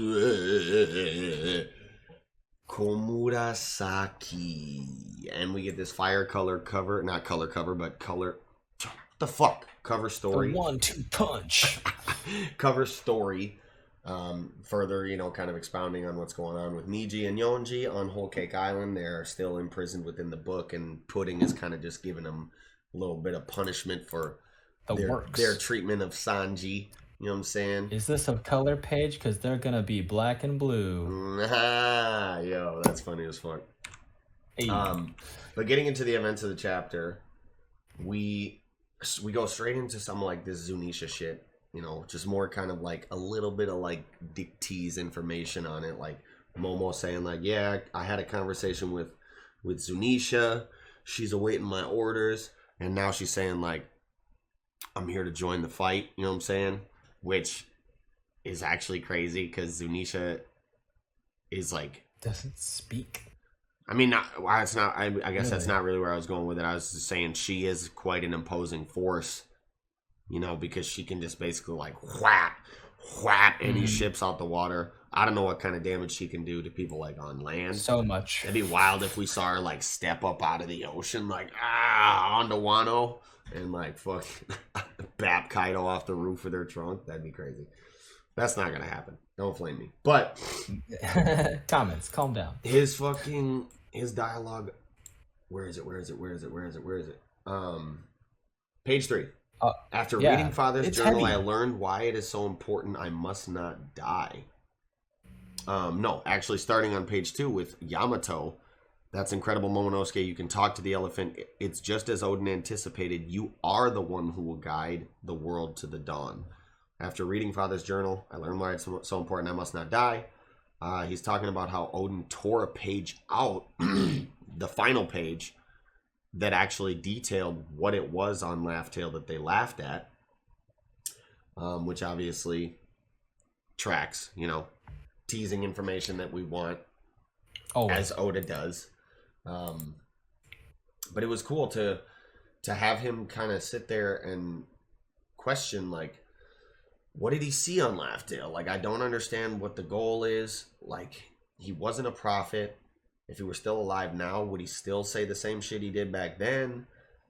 I don't understand. Like, what am I supposed to do here? It makes sense that he would be having this conflicted He's a good kid. This dichotomy in his head and like struggle. Like, I don't know what to do. I'm 8 years old. I'm 8 fucking years old. What would he have done? And then he says, like, am I simply a coward? Which kind of triggers something in Yamato, and I feel like she might have an idea of what to do next. Like, what if I don't want to open the borders? And then does that mean she's going to use Onigashima to shut down the border by dropping it on it? I don't know. This is an idea. I don't really know. I've never been good at like predicting anything that Oda does, to be honest. It's more like, this is happening. Fuck. I mean, you're right though. Like it does spark like kind of ding, like a light bulb moment when he says that and asks her that, that question. A light bulb kind of goes off with Yamato. And so, yeah, you wonder what idea they got and what they're kind of about to say next. I guess I didn't even really pick up on that. Interesting. Yeah, so I'm not entirely sure. Next page, 4-5. Raizo beats Fukurokuju, which is awesome. Confirmed. And the fact that he's like been screaming to himself, telling himself it's not hot. Yeah. It's like, boom. Jinbei comes for the scoop. Jinbei comes up and like puts him out. Mm-hmm. Hits him with the fishman karate, puts him out. Like, yeah, what are you doing? Why are you on fire? What the fuck's on? What's going on here? Why are you not running from the fire, bro? No reason. There was a reason. I do love that, like, they keep going. And this part with Orochi and, like, Hiyori is intense. Yep. Major section. Orochi freaking out, basically, like, where is Fukurokujo? He doesn't know. He's, like, out of there. Komurasaki going hard on the Misashi is what it's called, right? No, it's called the shamisen. I don't know why I said Misashi. Shamisen, What the fuck? So she's going hard on the shamisen, and it was tight as fuck. Her dialogue to him, I don't know. I guess it's just kind of coincidence that the roof falls on him, right? Is that how you took it, or was that like a? I think that it was poetic justice. The idea of like him being trapped by like his empire kingdom crumbling around him. It's like, you killed a man and you lived in his house, but you didn't maintain that house, and so it crumbles around you. Well, she's like, is kind of the vibe that I picked up from that. She's like, you were so stunned you never even noticed, huh? And then she's like, I used nails of sea prism stone to ensure you could not turn into that monster. So,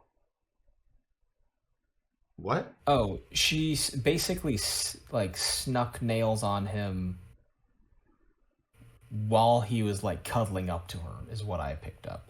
Not like nails in like architecture, but like, yeah, she basically like got him. She basically snuck sea prism on his person so that he couldn't get that, and now he's trapped in anything with sea prism on his person. That's just so weird because I don't know, it just doesn't track. Like we never saw. I don't know. If somebody can remind me of a moment where she did like slip a nail into his pocket or some shit, like I would appreciate the reminder because I don't remember that happening, and it feels a little jarring when we get a statement like that with no real explanation on what the fuck it actually means. Like, because this rubble falls on him, she's talking about nails. That implies like, did you build a fucking subfloor with sea prism nails and like plan for it to fall on him, like God tier foresight, Death Note type shit? Or is it like you said, I used nails of sea prism stone, like slipped it into your pocket, and it was low-key just weakening you a little bit, just enough to where you can't transform? Another idea that I had was, comment section, I'm going to rely on you on this, okay, to confirm this theory for me. Her fingernails. Like fake fingernails of sea prism stone that she like slowly, because she was like taking care of him and like you touching him, So like, what if she was like popping off fake nails of sea prism stone onto his person? That could be Because there's like a little zoom in on page 7 where she's like, strangely enough, the song that you love, Moon Princess, you zoom in on her hand, she doesn't have like, you don't see any sharp fingertips. Mm-hmm.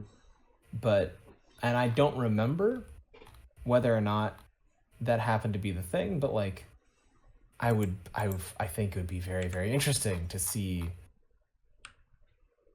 I think that'd be very interesting if that was the case, because it would be fitting for like a courtesan to have fake fingernails, and like the idea of like using a cosmetic that is normally purely for decoration in like an assassination style type thing. I think that would be very cool, and that like all this time she was using her beauty as a weapon because that was the weapon she had. Yeah, she's a skillful manipulator. In addition to being like a really good musician. Hell yeah. Oh, man. And the final like climactic portion of that, you know, bit of the chapter where he's like, yo, what the fuck? She's like, yeah, I fucking pinned you down, bitch, like so you couldn't turn in that monster. And he's like, oh, I thought you loved me, whatever. And she's like, nah, I ain't got no affection for your bitch ass. And he's like, that song you love? That's my dad's favorite song. My deceased father, Kozuki Oden. And he's like, huh?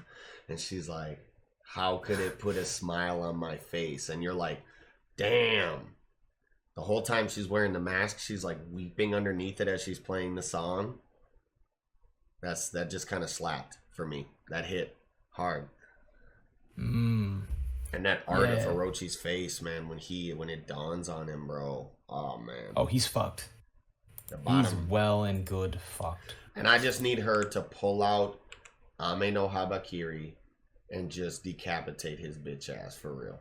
Dude, that would be so good. His head's in the perfect position for it, sticking right out of that rubble, neck fucking exposed. She's about to just whip that bitch out and say, long live Kozuki. You ain't regenerating from this. This is for Kozuki Oden. Yeah, long live the Kozuki clan, bitch, yo.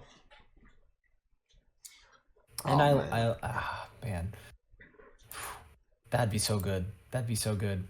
I mean, that's what I've wanted the whole time, just because like the lore fits. Ame no Habakiri is the sword that was used to slay the Yamato no Orochi, and so it just tracks like all around, and it would fit really well for her, in my opinion, to be the one that does it to him. You know, I don't know. Might not make a lot of sense as far as like, you know, she may not be that skilled with the blade, but at the same time, Orochi is the type of person that could get his head cut off by somebody who's not that skilled, especially in a position like this. I love that, like, he wasn't killed by a warrior. He wasn't killed by a pirate. He was killed by a trophy that he kept around and underestimated the entire time. A civilian, effectively. Yes. And I'm so happy that she got, like, a civilian is the one that, like, takes him down. Yeah. And, like, masterfully takes him down. Yeah, dude. So I'm really happy about that. Cannot wait to see the next bit of that portion, because I just need her to lop his fucking head off. That would be so hype, dude. If she just like pulls the fucking like Ame no Habakiri like out from behind the shamisen like it was on the back the whole time, and just oh man. But yeah, this bit with Izo and CP0 was really that was cool. That was really cool as hell. Well. Like I mean, like CP0's always been hyped up. So like Izo doing that much work, pretty cool. He took 2 of them down already, right? Like in this very first panel we get of him, he like trades a shot with this dude. They both get schmacked, and then he like falls. And it looks like it also shows he took down one for sure.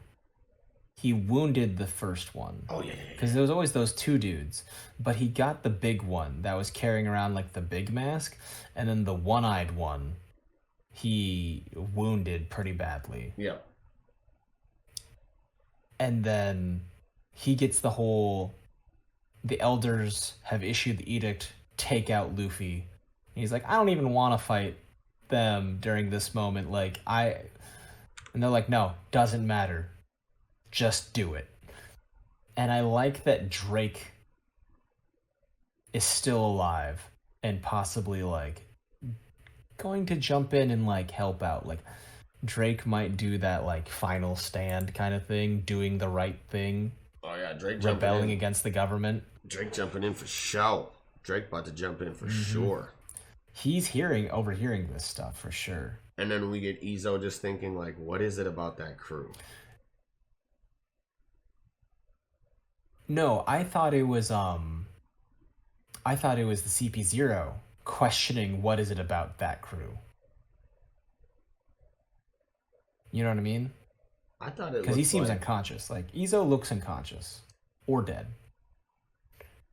So I thought it was. You thought that bubble was just in that panel, but it actually leads for back CP0. Yeah, because he's like hearing. It's like, though it's a scenario we only know through rumors and hearsay, we don't want this to happen. And he's like, what is it about this crew that like causes people to panic all the time? Yeah, and that was another bit of like cryptic dialogue that kind of just is mysterious, man. Like, these orders are meant to prevent the worst case scenario, you understand, though it's a scenario we only know about through rumor and hearsay. It's like, what does that mean? Does that imply to the greater like overarching story with like I think One it does. Piece, like I think it should. Nika, shit like that, like Joy Boy? Or like a way I took it is it could possibly be like they heard a rumor that the Straw Hat Fleet is converging on Wano right now. You know what I'm saying? That could be a hype, a hype thing to happen. But I also thought like with it being the world government talking about it, it definitely could be, linked to more of that overarching like Nika, Sun God, like Joy Boy, Void Sentry type stuff. Where they're like hearing rumors now that, okay, this dude's seeming a little too much like Joy Boy. You know what I'm saying? We gotta get rid of him. We gotta get him out of here.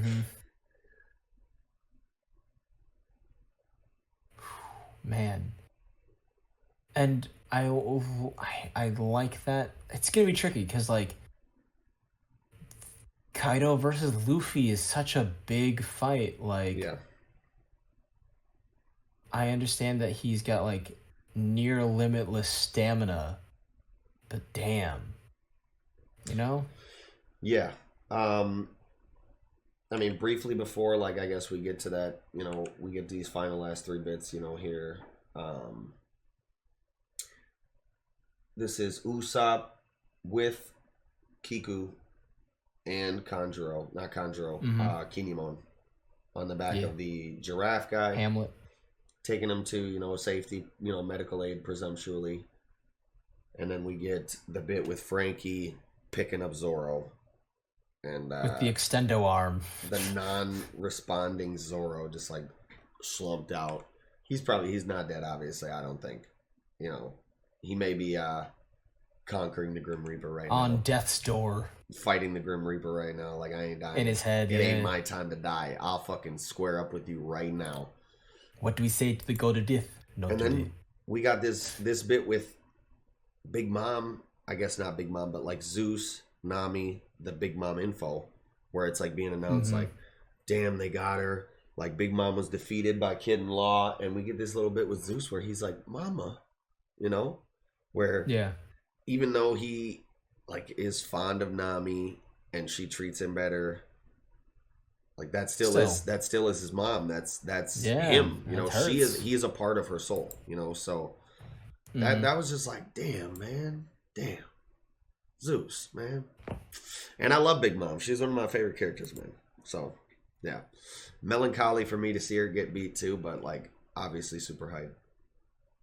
Man, I like Law's kind of thing. It's like, if the man who emerges from the fight is Kaido, I ain't got shit. I can't do this. It all bounds to. And then I like the Tears in the Beer page on page 15, where 15, you're so young. This is your first teaming up with Rocks? Don't trust him, he's a scoundrel. If you have any trouble, just tell me. I'm Lin, and I'm gonna be king of the sea. Yeah. And like, young Big Mom, doing well for themselves. Like, yeah, that hit for me. I'm like, damn. When he's like, yeah, did you sense that? Like they've gone and done it now. Lin lost, and he just like fucking. Then yeah, that little flashback actually was really nice for me. I'm like, damn. it's really cool because like one of the things like that always kind of threw me was like Big Mom had so many kids and so many husbands, and I'm like, how? But now I'm seeing like her younger self, and I'm like, all right, I get it. People were like, you're bad. Mm-hmm. Yeah, dude. Pathos, man. Fuck. God damn it. So Luffy goes, Yeah. Gear 4, and I thought, the art on this panel, does he not look like fucking Tiger Man? Like, I swear, I was like, are we getting Tiger Man right now?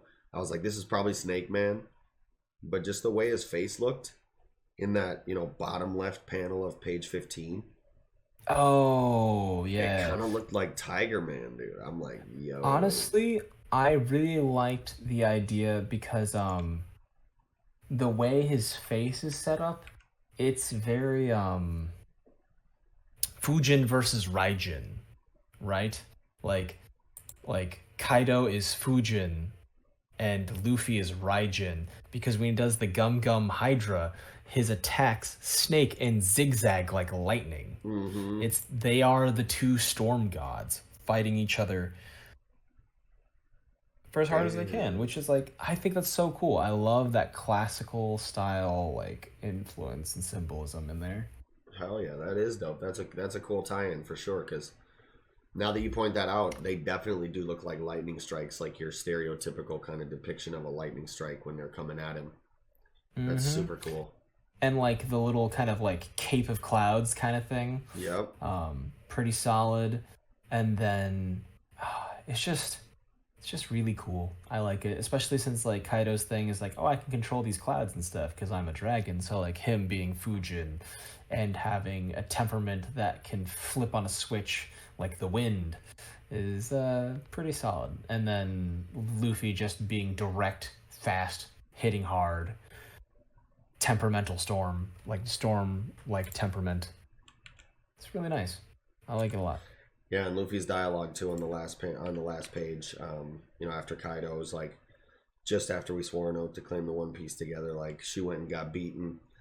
Luffy throws the Snake Man Hydra at him, and he's like, "Your ambitions mean nothing to me, especially if it leaves the people here with no food to eat." Like, just quit talking your shit. I don't care about your dreams.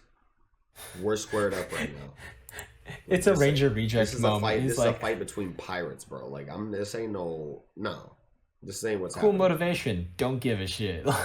Don't give a fuck, dude. You've been pissing me off this whole fucking arc. You've been starving these people, making them sick. You killed, nah, you're out of here, G. You're done. Get fucked. And then he says, "This is my like, final Gear 4, but I'm not stopping until I've completely run out of strength. So we can assume, this is probably going to be the last stretch of the fight here. Beat him to death. Who knows how long it could stretch, obviously, Gomu stretch. We've seen One Piece pacing, so we know, this last Gear 4, this last 30 minutes or 15 minutes or however long, 10 minutes, I forget the exact time frame. I'm fairly sure it's 30 or 20, but this 20 minutes could be a fucking 6-month ordeal. Oh my god. Oh shit, dude. I mean, this series is like 16 years old. It's almost able to legally vote. Like, shit, no, One Piece? Shit, going One Piece, on right? 30. 30? Yes. I mean, it might even be more than 30. No, its debut was 90. It's going on 30.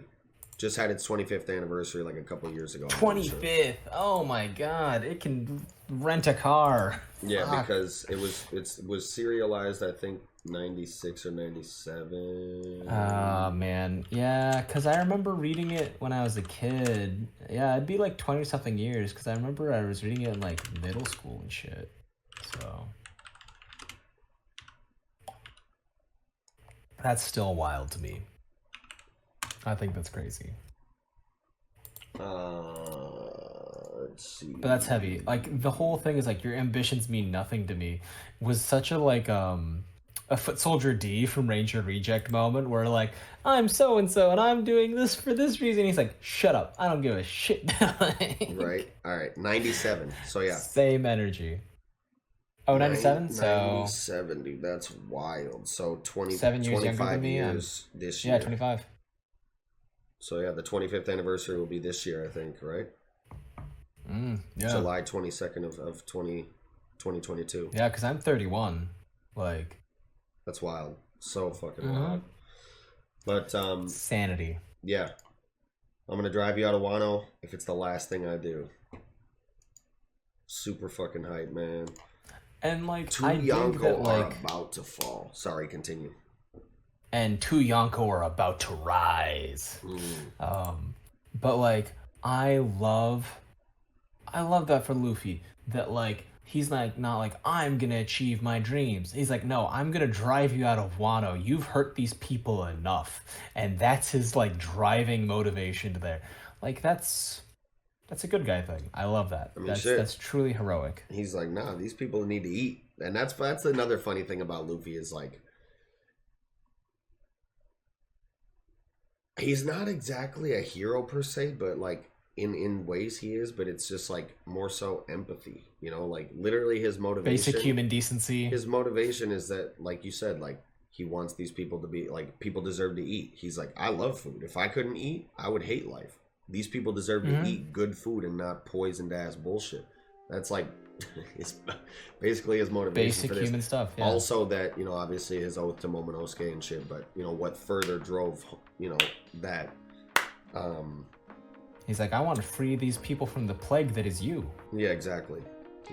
So he's like, he's a hero, but not a hero. It's weird, you know. Yeah. He doesn't like to be a hero, but he acts like one. He's a heroic person. Yes. He's not a hero. He's a pirate. That's a good way to put it. But yeah, I don't know. I think that's about all I had for this episode, or this chapter. That's it for me. One Piece here. All right. Well, that'll do it for this chapter of One Piece, and that'll do it for this episode of the Project Manga Podcast. Thank you all so much for watching. If you did, be sure to slap a like on this video if you enjoyed it. Make sure you subscribe to the channel for more fire weekly content. These are coming every week, back to back to back to back. So make sure you comment section down below. Hit us in there down below. Let us know what you thought of this week, the chapters, any, you know, points you thought we missed, or any questions we asked that you can answer. Please do chop it up with us down there. And while you're down there, take a look in that description box where you can find links to any and all of our individual social media accounts, such as Twitter, online communities like Discord, audio listening platforms to consume the podcast on, as well as ways to support the show, like our Patreon or our online store. And with all those words said, this will be another fantastic episode of the Project Manga Podcast wrapping up. I'm your host, Eagle.